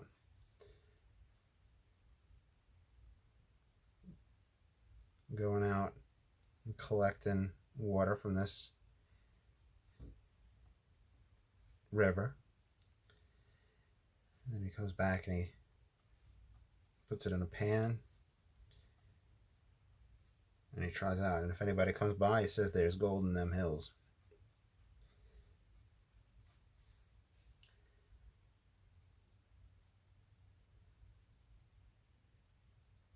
Tales of the nugget that got away.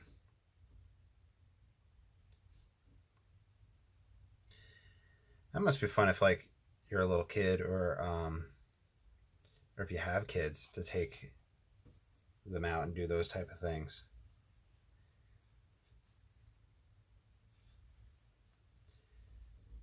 Is it something like it is gold panning a pastime that a lot of people do up there, or is it a dying art? And then is there like a guy that you go to and sell the gold flakes to, the gold nuggets to? You would have loved it as a kid. Yeah.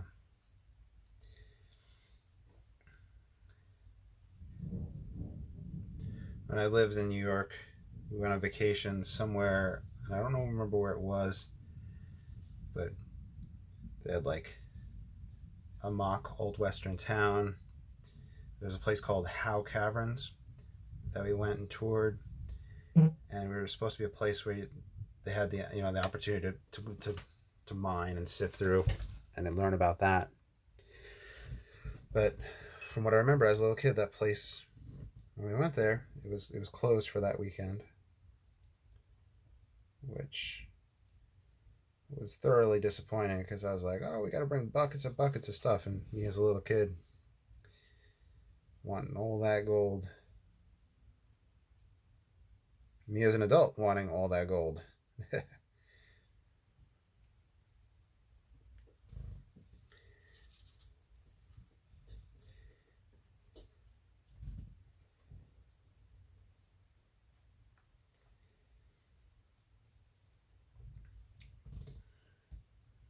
Okay, I said I started because of the isolation. There are maybe 20 people I know who actively pan. I'm not sure if there is a guy I can sell the placer gold to. I find. Oh, really? When you say isolation, you mean the whole COVID quarantine, right? I know you were saying you were to exercise. You were running around the parking lot, right? So is that what you mean by isolation, or is it just like literally you're in Canada and your neighbors are a moose and a bear? Is that ignorant? Is that an ignorant statement, saying moose and bear as your neighbors? Is that what all just Canada is just one big field of mooses and bears? Mises. Oh, finding things that are safe to do. Yeah. Yeah, and last time we talked, I know that I was telling you we had quarantined because the fiance was exposed, I was exposed. We tested negative, and she's back at work, and I'm back to coaching, and we're literally just waiting for the next exposure, and it's just really sad, and it's starting to like scare me. Yeah, definitely moves and bears to be careful of, right? You gotta carry that 44 Magnum. But yeah, like, what was I saying? So we started practice again. So I've been working out again, which has been nice. But since we last talked,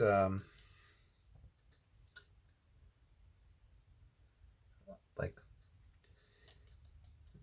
the school board that I work for, like a lot has happened.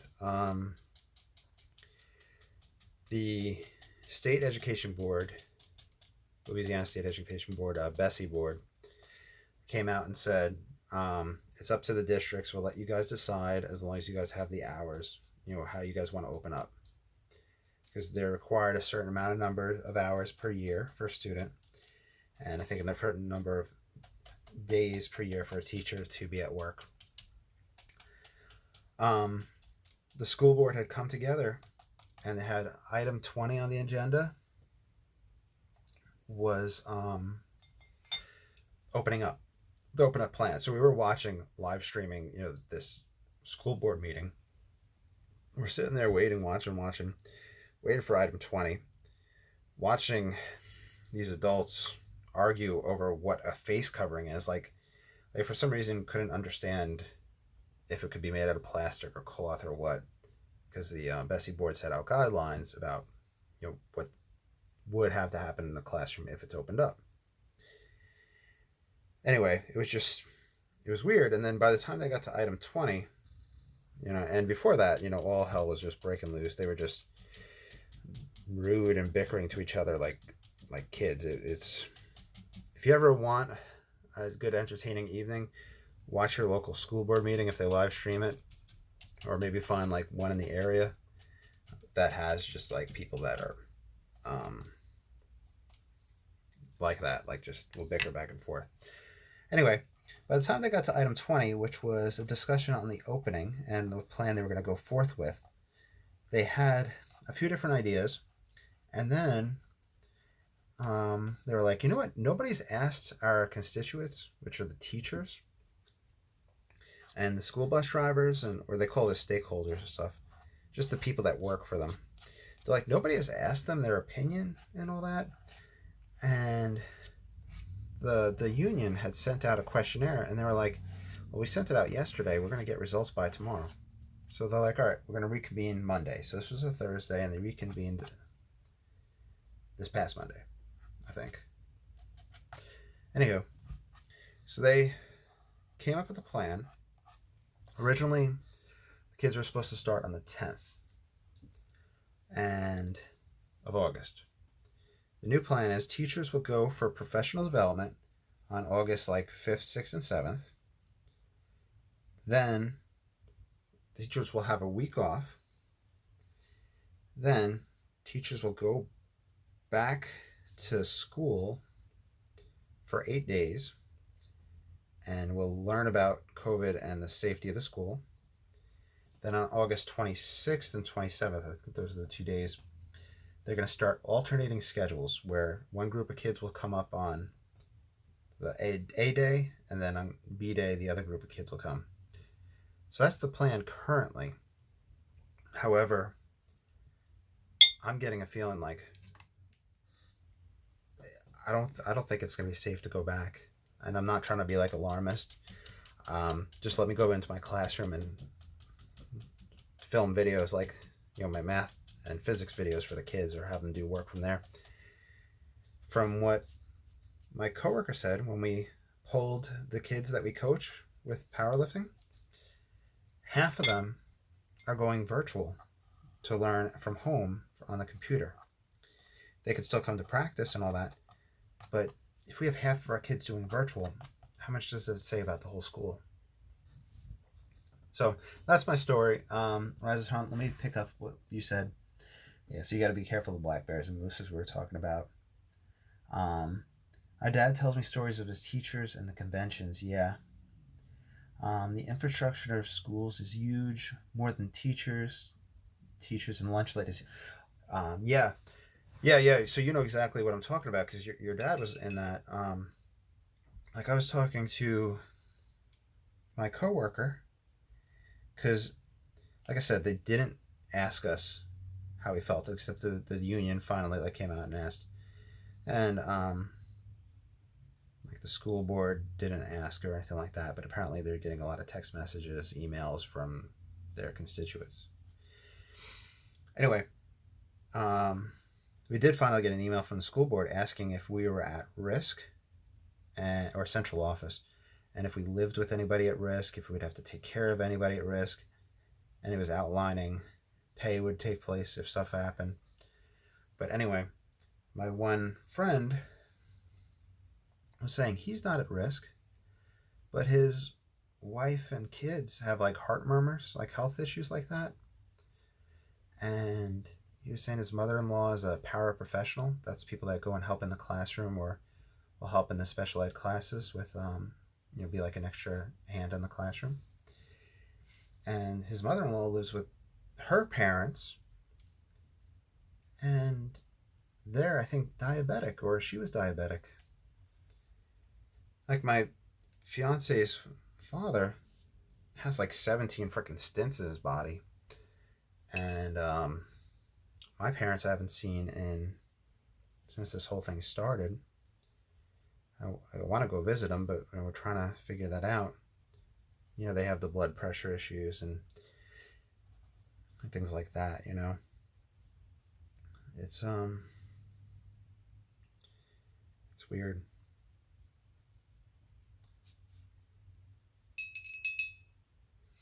Our governor 2 weeks ago, to this day, I think, put out a mask mandate where everybody had to wear masks, except for 3 parishes, which, if you're anywhere besides Louisiana, a parish is just a county.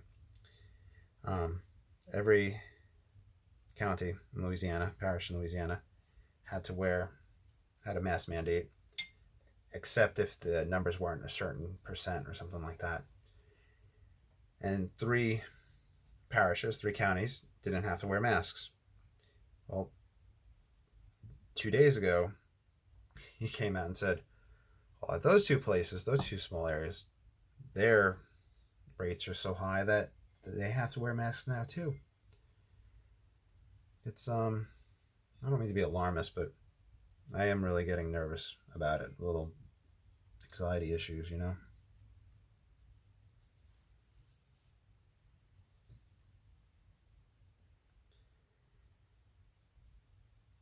Then a lot of times, you know, so a lot of people are wearing masks now, and but they're not wearing them correctly. But I mean, at least it's, you know, it's starting down here. I think we had talked about the stubbornness of people, right? So this is just that lunar black that I'm playing with.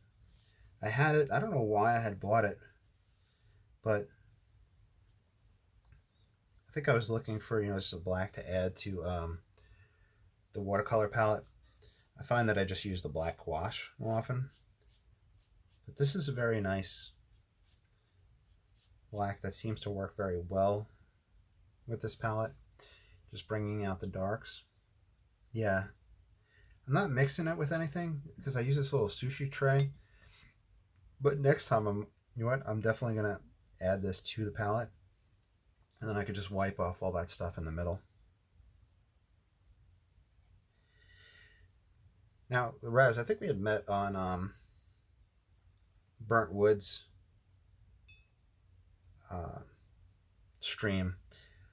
I haven't gotten a chance to see any of his since. I don't know if he's streamed that much since, or if it's been late at night. Yeah. Burnsy, has he been streaming lately?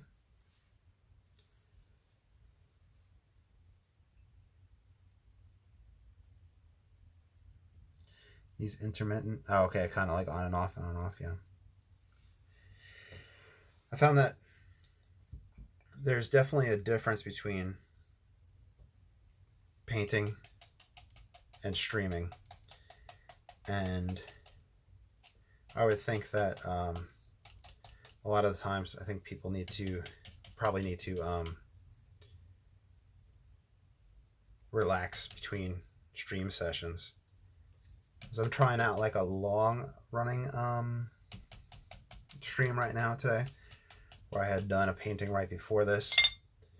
I'll put it on the floor, so I'll put it up on Instagram later on. And then I switched papers and jumped right into this one, kind of experimenting, see who would come in and how the reaction to the streams, etc.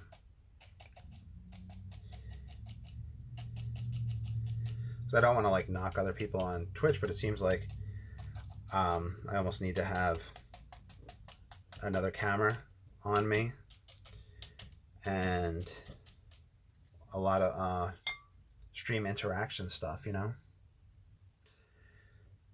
And I just I don't know how to do that. I don't know if I have room for all that stuff, because it seems like Burnsy had a whole computer set up that he was painting at. I don't have room for all that.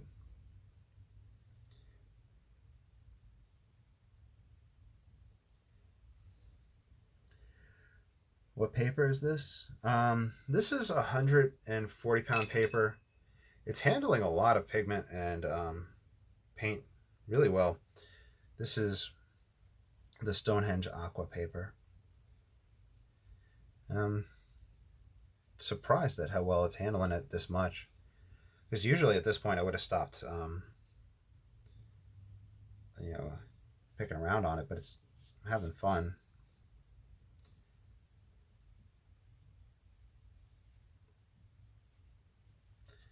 Yeah, so 140 pounds Stonehenge Aqua. Let's scrape out a few more trees. Let's add some variation.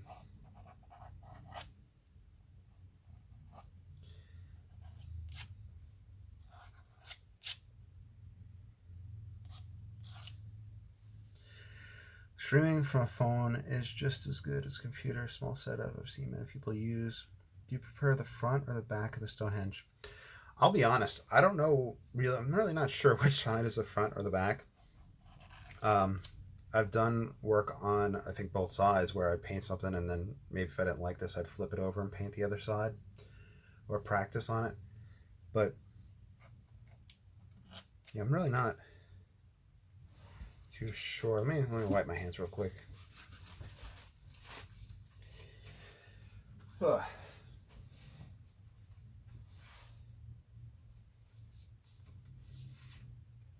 No.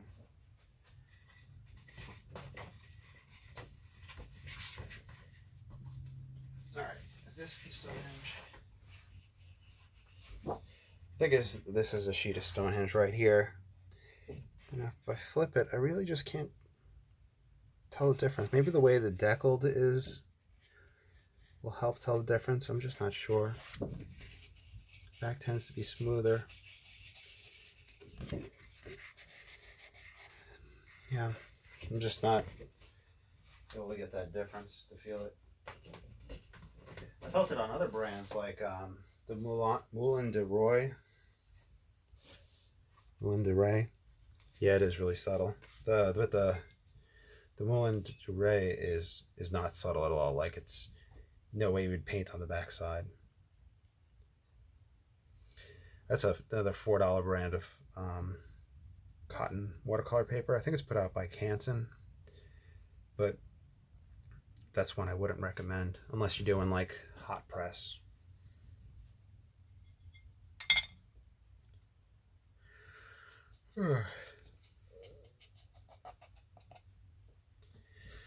Kind of wondering if I should bring some white gouache into this or just leave the natural whites of this paper.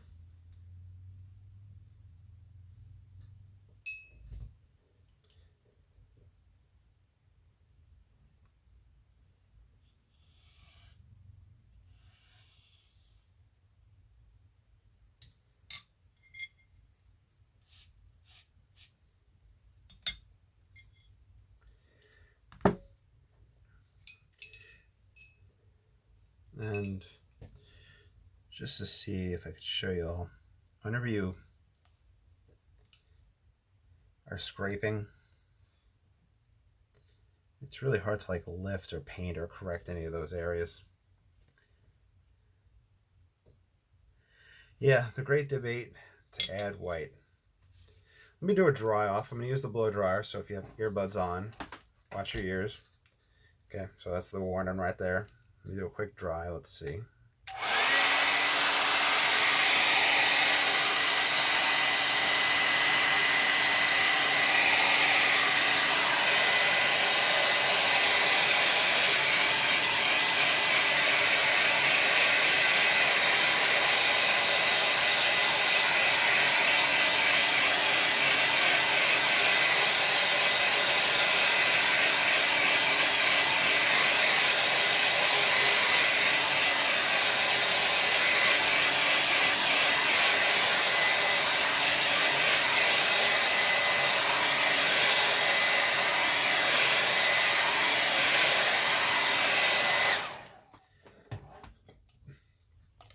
Okay, so the debate is adding white. Now, with it earlier, I talked about how in the Victorian era when people were like just painting at home in their parlors and all that other stuff, and like just people were painting all over the place. There was a lot of art critics that came out either for or against painting. Yeah, the lightning that takes place is just insane when you dry. Um, yeah, so there was a big debate about white paint and watercolor, if it's true to it or not, and it mainly stems back to critics from the Victorian era. What I'm thinking is this. Let me go grab some fresh water. I'll be back in like 5 seconds, well, more than that. And then we might try just a glaze over it, and we'll experiment. We'll put watercolor in, white in it and see what happens. So I'll be right back with some clean water.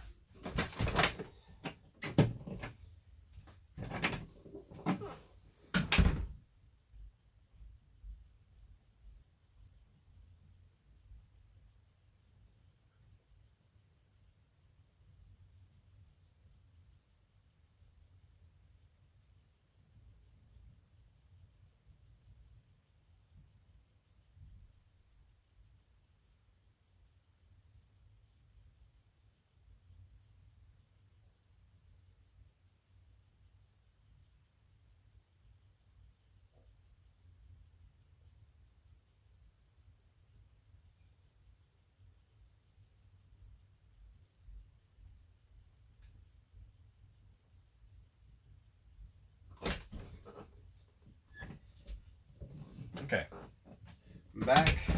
I got 2 things to clean.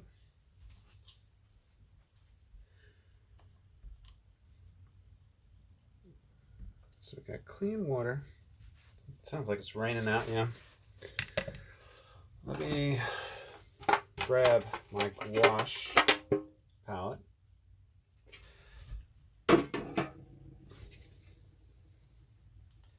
Got some white right there. I do have white right here we used earlier. Yeah. Thank you. I know I was gone for quite a while, right? So let's first reconstitute this white.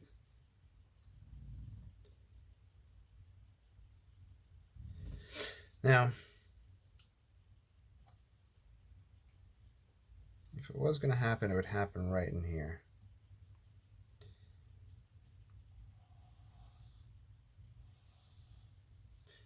Let's see. So I'm looking on the video. All right, so that definitely popped out.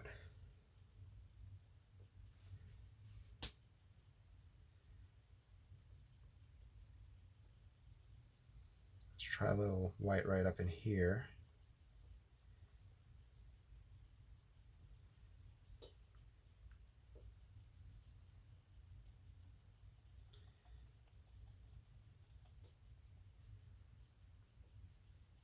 So this isn't straight from the tube gouache. This is reconstituted gouache.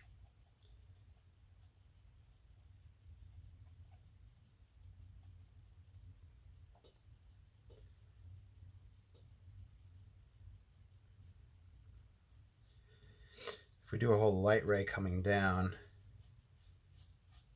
wash over here.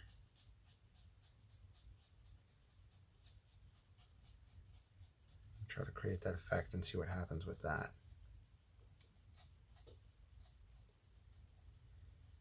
So now it's just experiment time.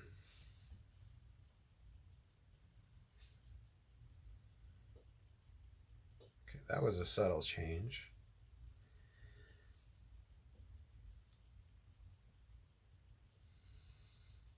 This wouldn't be as white as I'm doing it. So I'm just going to put it in and then wipe it off. See if I can just get a little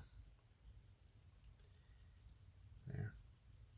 And it's funny how like the damaged paper from scraping, how it absorbs the pigment and it just acts so much different.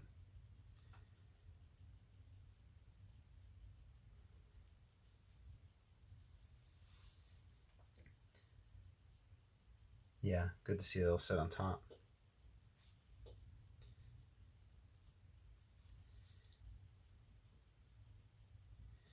Then we could even use this to highlight some of these guys.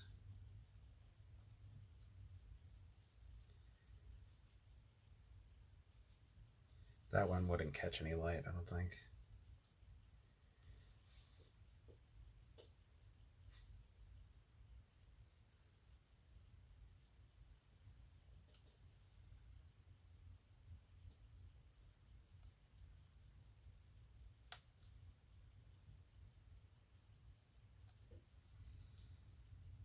I'll let this guy kind of be more of a birch type tree.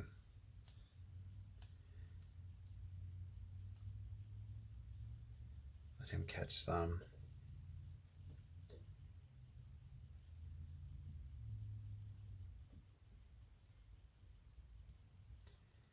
I'll have it in that fashion. This is a little too thick for me. Let's ripple it out.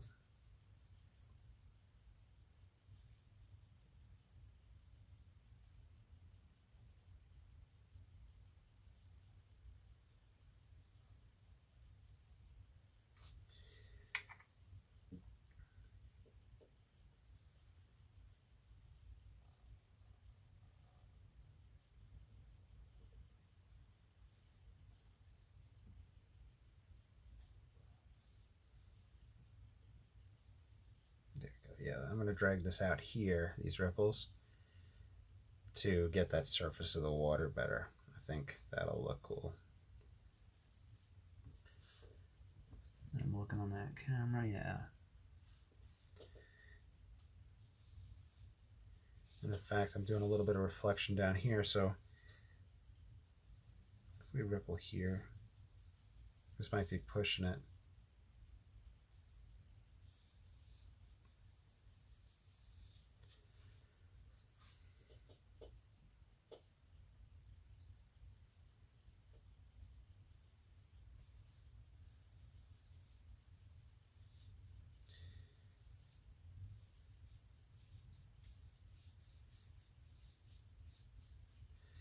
I watched one guy in a stream that had such controlled splattering. Like, he was so good at splattering. If I had that skill, it'd be nice to just do a small splatter. He was so good at it, though. Like, it was perfect. He was painting kind of like an anime with a glowing like ball of energy in the person's hand, and he was watercolor hand painting it.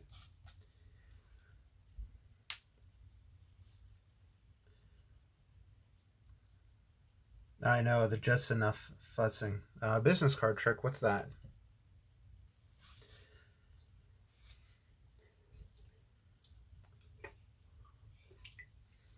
So Raz has a business card trick for us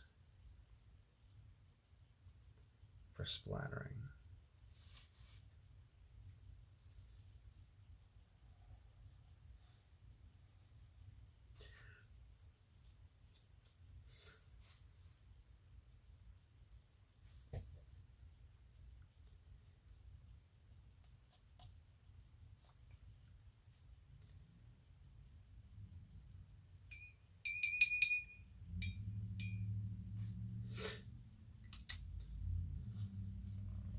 Let me do a dry off while he types what that is.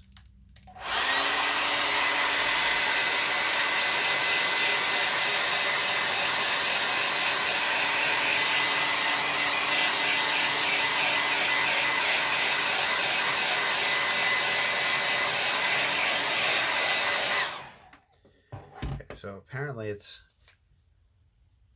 a tech I saw Jim Lee use. I'm gonna have to look who that is.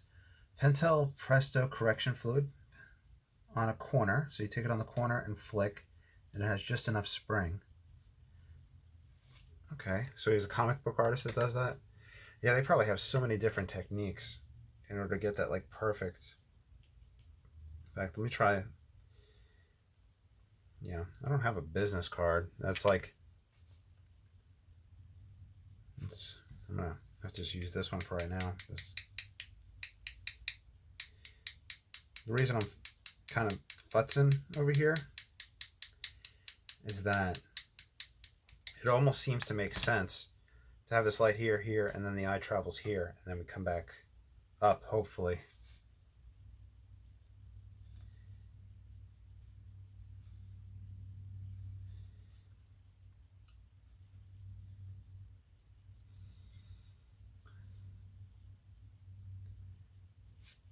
I'm gonna have to look him up. So it's, yeah. See, now I'm debating, do I have a white element come up here and move back up, or just kind of let it chill at that point?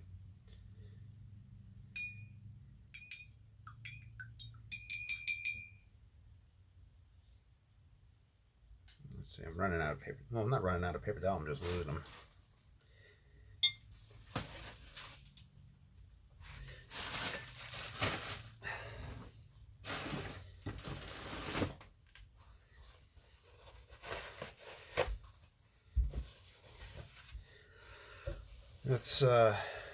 Let's move this water out the way. And move this. This is the gouache palette.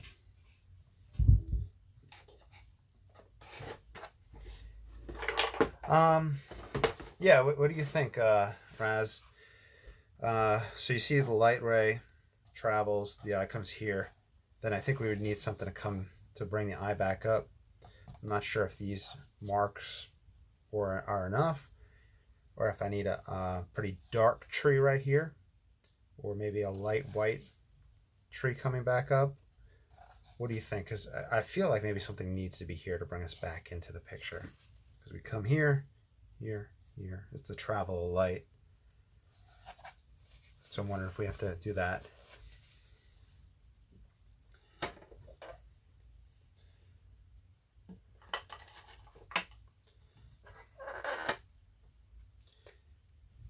I'm going to use a micron to kind of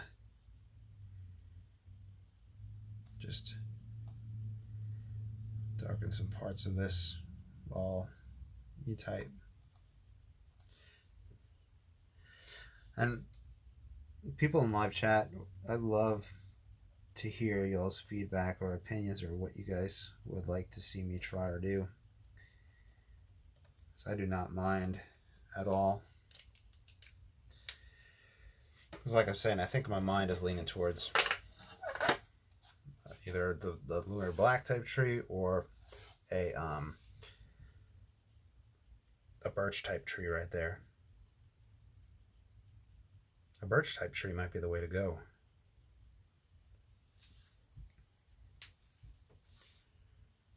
Is there a need for a separation of the building and tree reflections? I agree with a birch.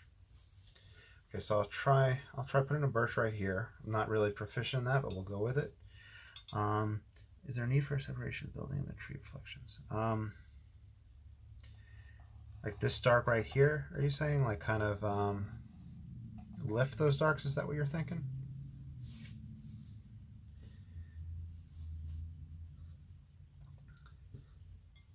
Let me take lunar black.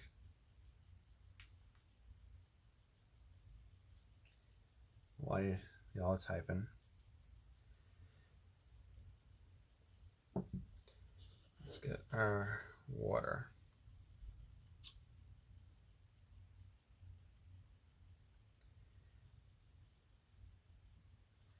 So come here.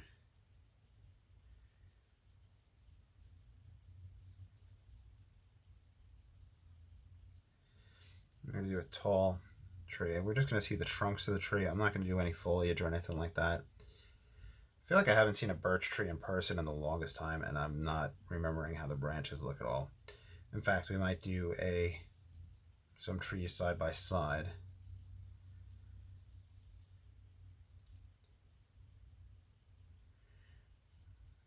Like a water line to indicate the edge.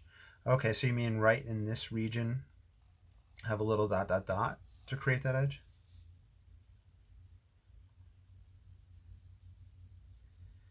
Or were you just thinking have this go right into white and no black between them?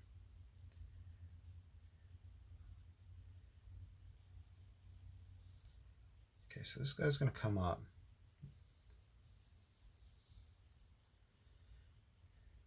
And we're going to cast his shadow back here.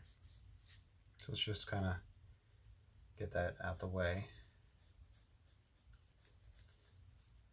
We'll put some small, just twiggy elements around it and just let it sit in place. And then we're going to take the white gouache and we'll run up the side, doing probably horizontal dry brush in order to create a birch. I could probably scrape him out as well, but let's see how the lunar black would scrape. It's not like it's like popping too much, so I'll do a little scrape here and then I'll dry brush over it. How does that sound? Yeah, I'm not sure where the light would hit on that. I know what you're talking about. There's a painting page that I'm on Facebook, Tonalism, which is dedicated to the tonalism movement. And on that one and another page, I had posted I'm not going to pronounce it correctly, a Bristad painting, American 1800s, mountain. And on that far distant of the lake, there was a white line right there. And I was like, there has to be a name for this. What is the name, And people are like, oh, it's just a reflection. It's a waterline. It's artistic license, all that. And then some people had come in. Like one guy's like studied that art movement. Tonalism, Hudson River Valley. Eric Kopel. He has videos out and all that. He had come in and he had said, well, it's actually because of the dramatic storm causing the light to come in. So it's a pinpoint light and it hits that. Somebody from another country had said, yeah, we get that light on the horizon on the end of, I don't know if she said wheat crops or something like that, because that has a reflectiveness to it. And it's an optical phenomenon that happens with the light in certain areas. And somebody actually found a photograph that demonstrated that optical phenomenon. So it has to do with where that light's coming in. I think I placed that optical phenomenon right here. So I'm not sure if it would occur there. But I know exactly what you mean. I know what you're referring to. And it's something that I'm trying to figure out the how and why of it. Somebody jumped in from an illustrator standpoint and said that they actually had a name for it in illustration called a key line. So I don't know if you know illustration or all that. Yeah, it's just an interesting effect, and I know exactly what you're talking about. It's something that has been eluding me, the why and how of it, but I'm kind of feel like I'm starting to get answers. It's a very dramatic, beautiful type thing. I could always put one there and then lift it up and see if we like it or not. So this is kind of our birch tree. It is kind of bright and very upright. We might need to, I have an idea for the top.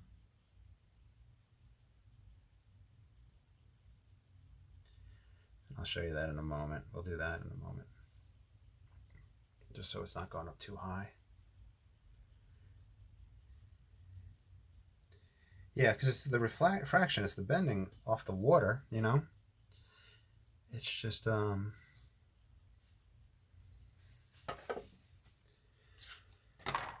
it's just like why it occurs in certain places. Let's see. I have my Kindle right here. Birch tree.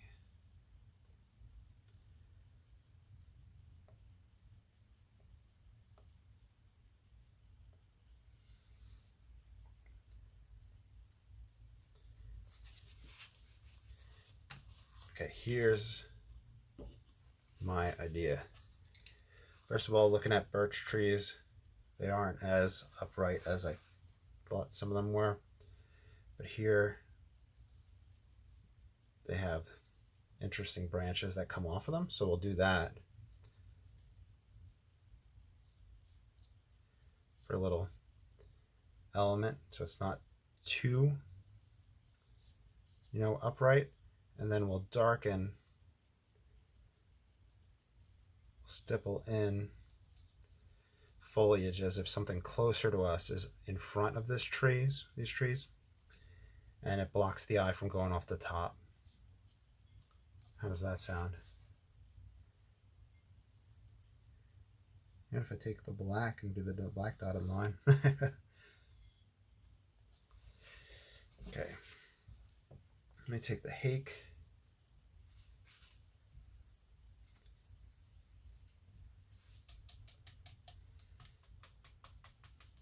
Too much water, not enough pigment. A lot of depth developing, yeah. And you're right, and that's what I'm liking about these live streams and people coming in, is that usually I just paint 20 to 40 minutes, and you saw that oil painting that we had done, how quick it was. But when people come in and you start chatting, and then and you have people that are willing to offer advice like that, you can start seeing things that you might have missed. You get ideas taking place. It's like having somebody in a studio with you, which is really cool. And I think that's starting to help prevent the eye from going off the top. We would reflect down here, which I'm fine with. Actually, if we didn't even put that sparkle there, we'd have the light, it would have came down to the reflection, and then the reflection would have brought us back up. That would have been, that's a cool movement.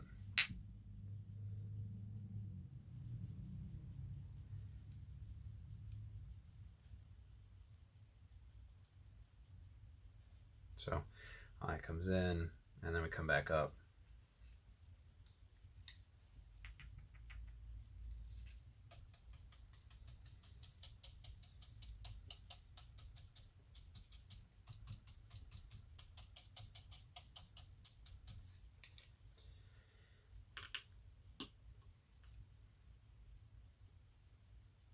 And then the number one rigger, just to create some stuff up in there. Oh yeah, you use these little dishes too. You get them from the Asian market for, I probably have the price tag on the bottom. Yeah, 99 cents. Yep, right there.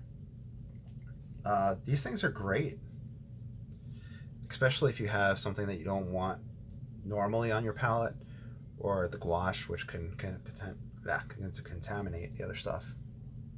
Thrift store finds, yeah. I don't know why contaminate was such a hard word for me to say right there.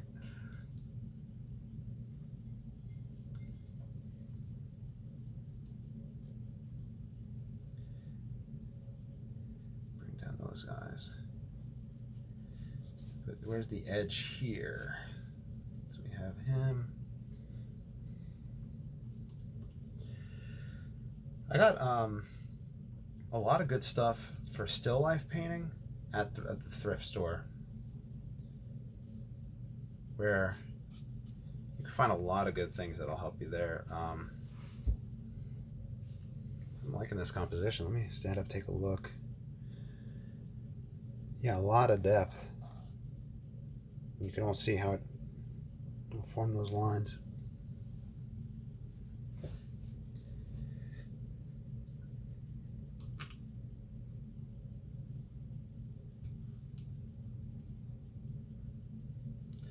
Also like the thrift stores. I don't buy them as much anymore, but the vinyl records, I have a pretty big, I have enough to go through and listen to. Unfortunately, If you play a vinyl, I guess Twitch mutes it. I don't know if they mute you midstream or after it films.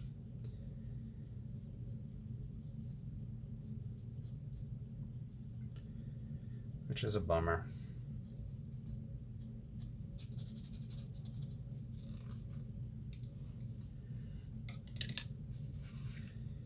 Let me do a blow dry or dry off.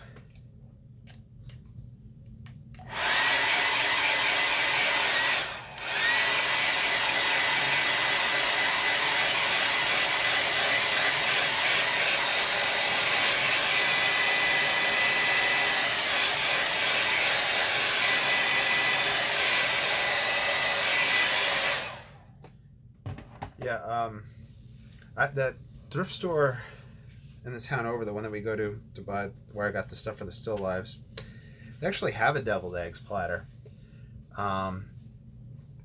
You actually use a deviled egg platter for painting, because those things can be the size of this easily, an 11 by 15. That's a big palette.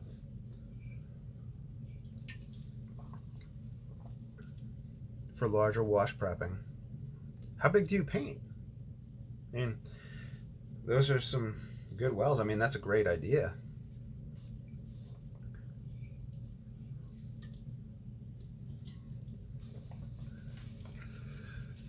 Let me see.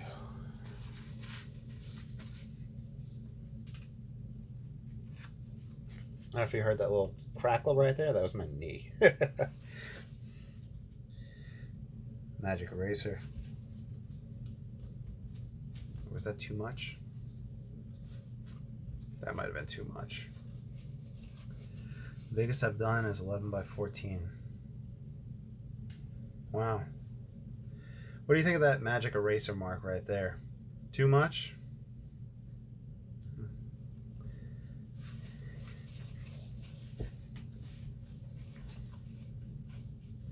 Because this might be eventually a less is more type spot.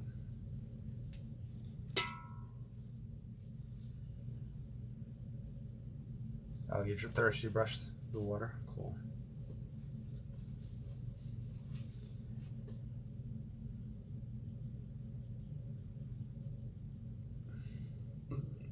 Excuse me. I'm looking at how this is like lining up vertically right here. We're getting a lot of those elements. I'm debating if I want the reflection of the rocks to show a little bit more or not. This was the first mark.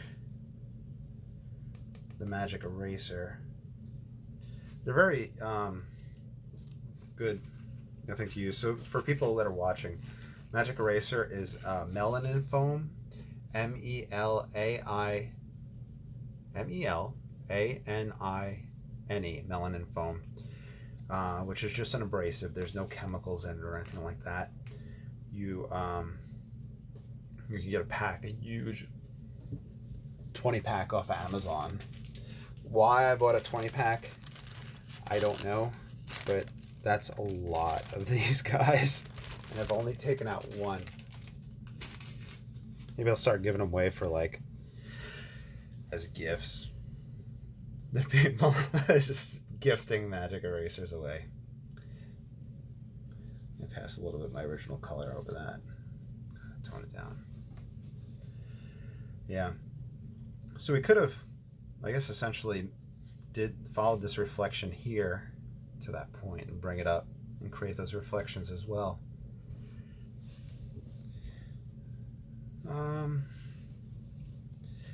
I'm thinking, to be honest, this is the point where I would have stopped a while ago. Could be for class supplies for Learn to Use. Yeah. I would like to eventually set up like in-person watercolor classes. That'd be a lot of fun.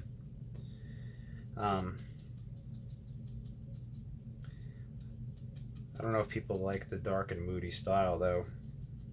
A lot of people really seem to enjoy, because I'm down in Louisiana, and a lot of people like Louisiana art, Louisiana themed art.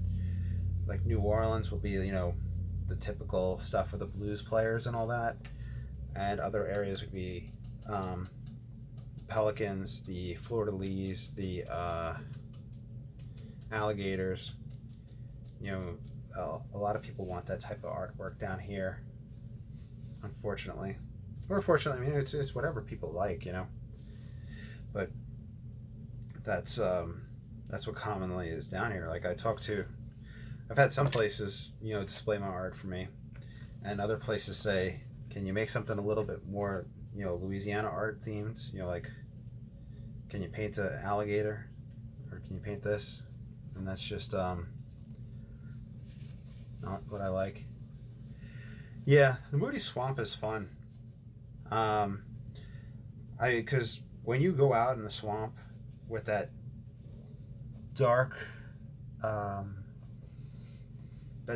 water, like it's just, if you're out there by yourself, it's the creepiest thing, especially in the evening, where kind of the sun is getting down to that tree line, and the dark water, you just can't see down into it, and you're just wondering what underneath. Usually, like the alligators aren't too aggressive, but I've had times when I used to have a kayak where it must have been mating season or the nesting season, and they were aggressive. But to tell you about the dark moodiness, I had a troll. I had my first troll for the comic book guys. DC's Swamp Thing fan art would draw class. I'll have to look into that. I never really read comic books, but that would, like you said, would probably draw a class and it would be fun. Yeah, I had a troll, and the troll was on Facebook and YouTube. It was, and eventually I just blocked her. It was so weird. It was a lady who taught school. It was a school teacher, apparently, an old lady up in Canada or Alaska. I think Canada. And she seemed to know art. Like she understood art. And I think she was an art teacher. And she would be like, with a painting like this, oh, is this how you see the world? Oh, it's so dark.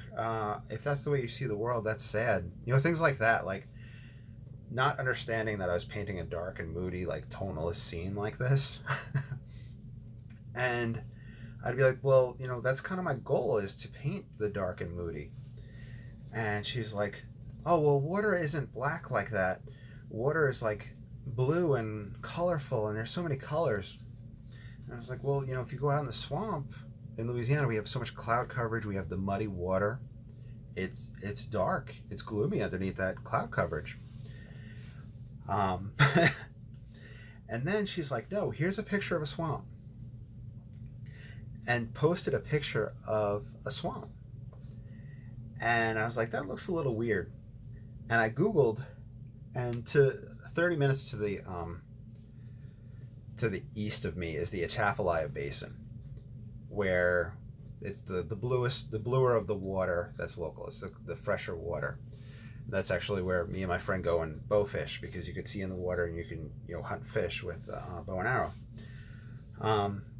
And it was a picture from the Atchafalaya Basin, and I found it on Google, and she had cropped it and then processed it through Photoshop to make it brighter. And I was like, hey, I found the original photo that you cropped and then processed it to make it brighter and clearer. And she's like, oh, well, cameras usually make things darker. It's like she had some sort of excuse for that. But it was the weirdest thing. And I guess trolls come in all shapes and sizes.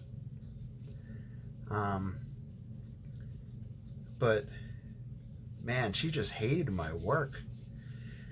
And, and we were talking about light sources and light traveling, and so I'm progressing. I'm adding that stuff to my art and all that.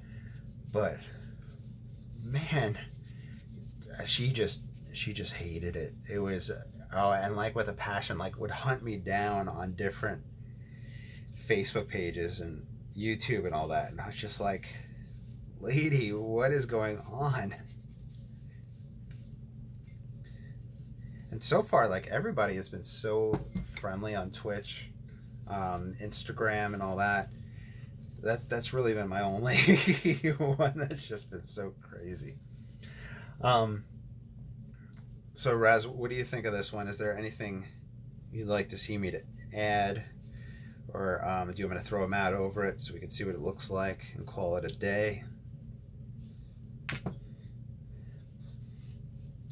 just gonna give you a moment to think about that while I wipe off some excess stuff. My neck's hurting a little bit today. I was doing with powerlifting, we do, you know, kind of a wider stance squat and a low bar squat, and every so often we'll do a high bar Olympic squat where the bar is high up on the neck, and that's to rather than really working the glutes and the hams, it's more on the quads, but that high bar is a little rough on the top of your neck.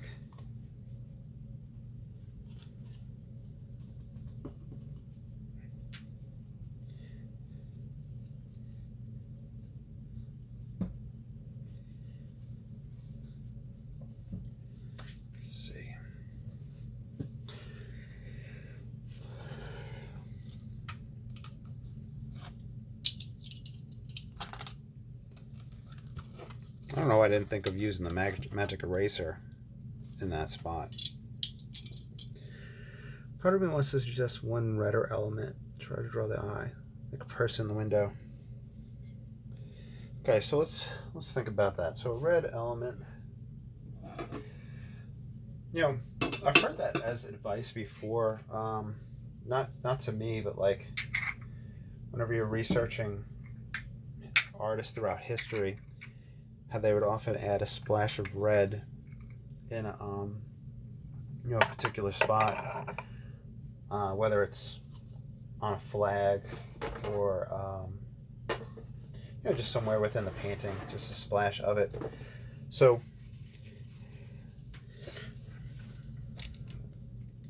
a splash of red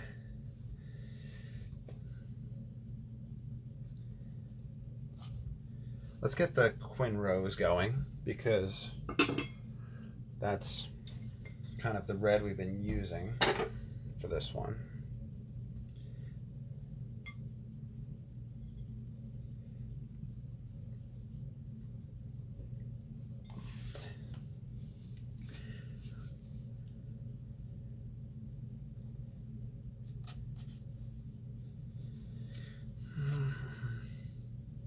What if we paint someone sitting right here with a red jacket?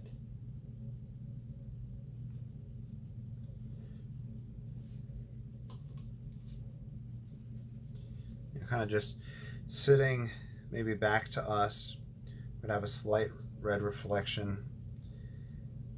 We would put dark for the hair. You think that would work? Let's try that. Okay, so this is the quinacridone rose, which we're staying within the palette for this painting. I let the greens come through. I didn't really let any reds come through. I was also thinking maybe splattering some red in a spot just for some wildflowers. We could have done that as well. And I think you had said potentially put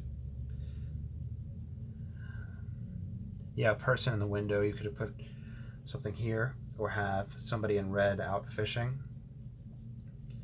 Yeah, red element. There's a lot of different spots for that. That's a good idea. Thank you for that. So, person sitting.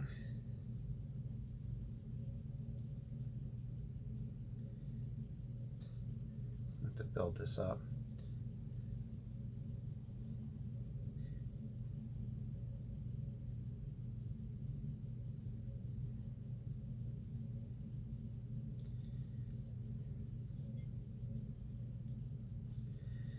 They're going to have the reflection here.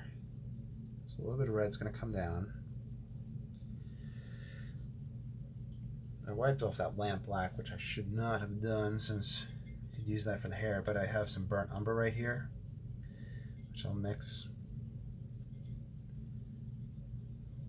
with these colors. In fact, cast the shadow. So the rock is going to get covered in shadow in that spot for the person sitting there.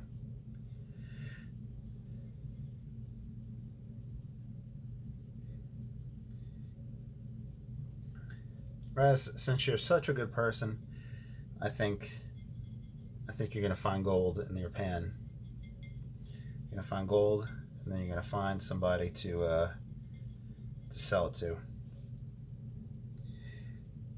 Hopefully you don't need a license to like pan and sell gold. That'd be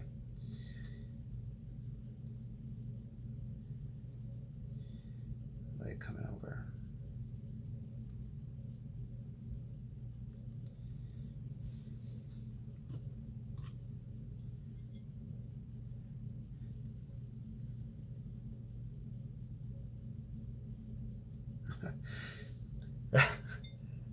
That'd be fun. You become a millionaire during a pandemic. And I guess there's a pun in there about panning gold, right? I'll just put the joke out there, and I'll let you carve it from the rock. The pandemic. Person sitting there. You even give him a little like easel. No license for recreation, only if you're bringing in a slush box. So if you're like having a big production.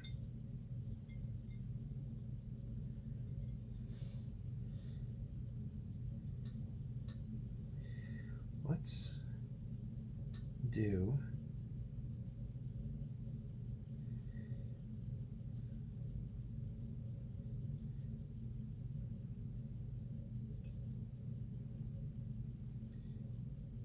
an upright easel.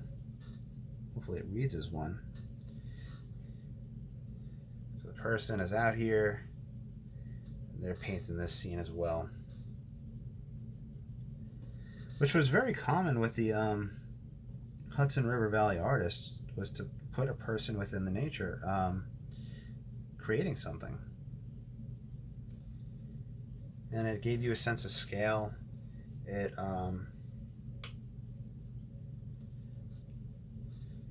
talked about man's interaction with nature, etc. And it was always like you kind of had to like search for them and find them. This one kind of popped out a bit. Let me dry them just to see what it's going to look like.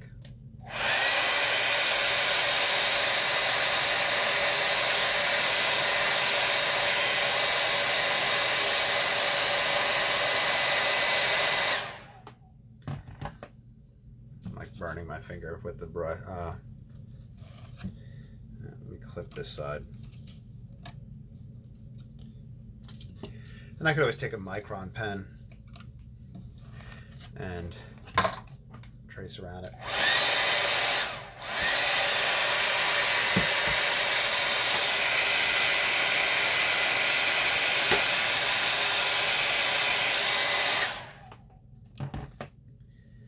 Yeah. Let's do the Micron. Let's give them a hat.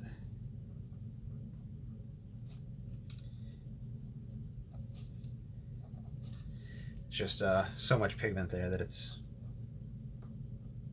for me, it's not taking. Draw the easel in. Not even sure if it's showing up on the live stream that well.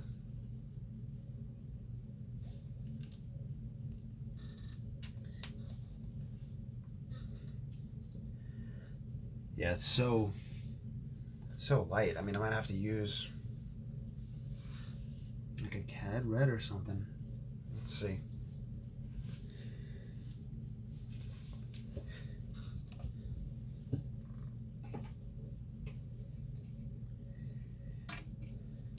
How about light red oxide?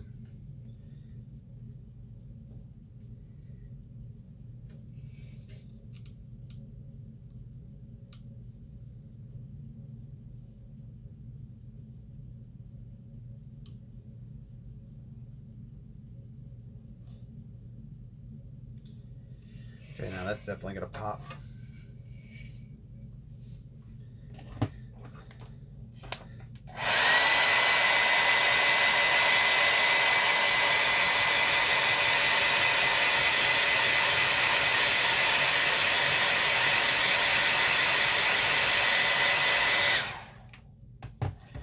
is probably going to take a while to dry, right? Yeah.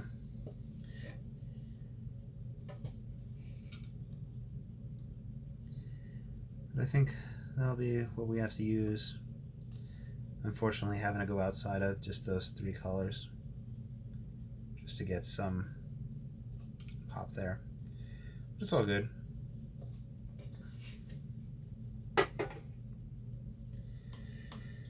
So that, and the quantity of paint, I'm going to have to give it time to dry. I think we should call this one finished. Let's see.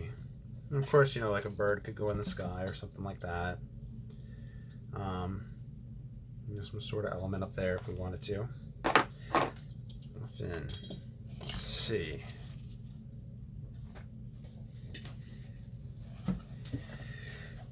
That.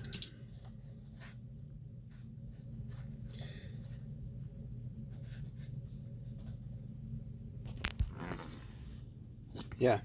And so the light red oxide should dry where we can still see it good. So that was fun, and I really enjoy y'all coming to hang out and chatting and working through these with me. Yeah. Well, I am going to sign off. I don't think I'm going to be back later on tonight. I think I'm going to oil paint, but I don't think I'm going to live stream it. We'll see. But thank you all for coming. If you're watching this on YouTube, please like, subscribe, follow, check out all the links. There's also links on the Twitch page as well. And especially Raz, thanks for dropping by. Good luck with your panning. Let me know how that comes out. Wishing you the best of luck, and hopefully become a millionaire off of that. And to everybody else out there, be safe. You know, we still have the COVID going on right now. Schools are starting to open up and all that. So be safe, be healthy, take care of your friends and family and those around you. And on that note, thank you all so much. Have a great night. Bye.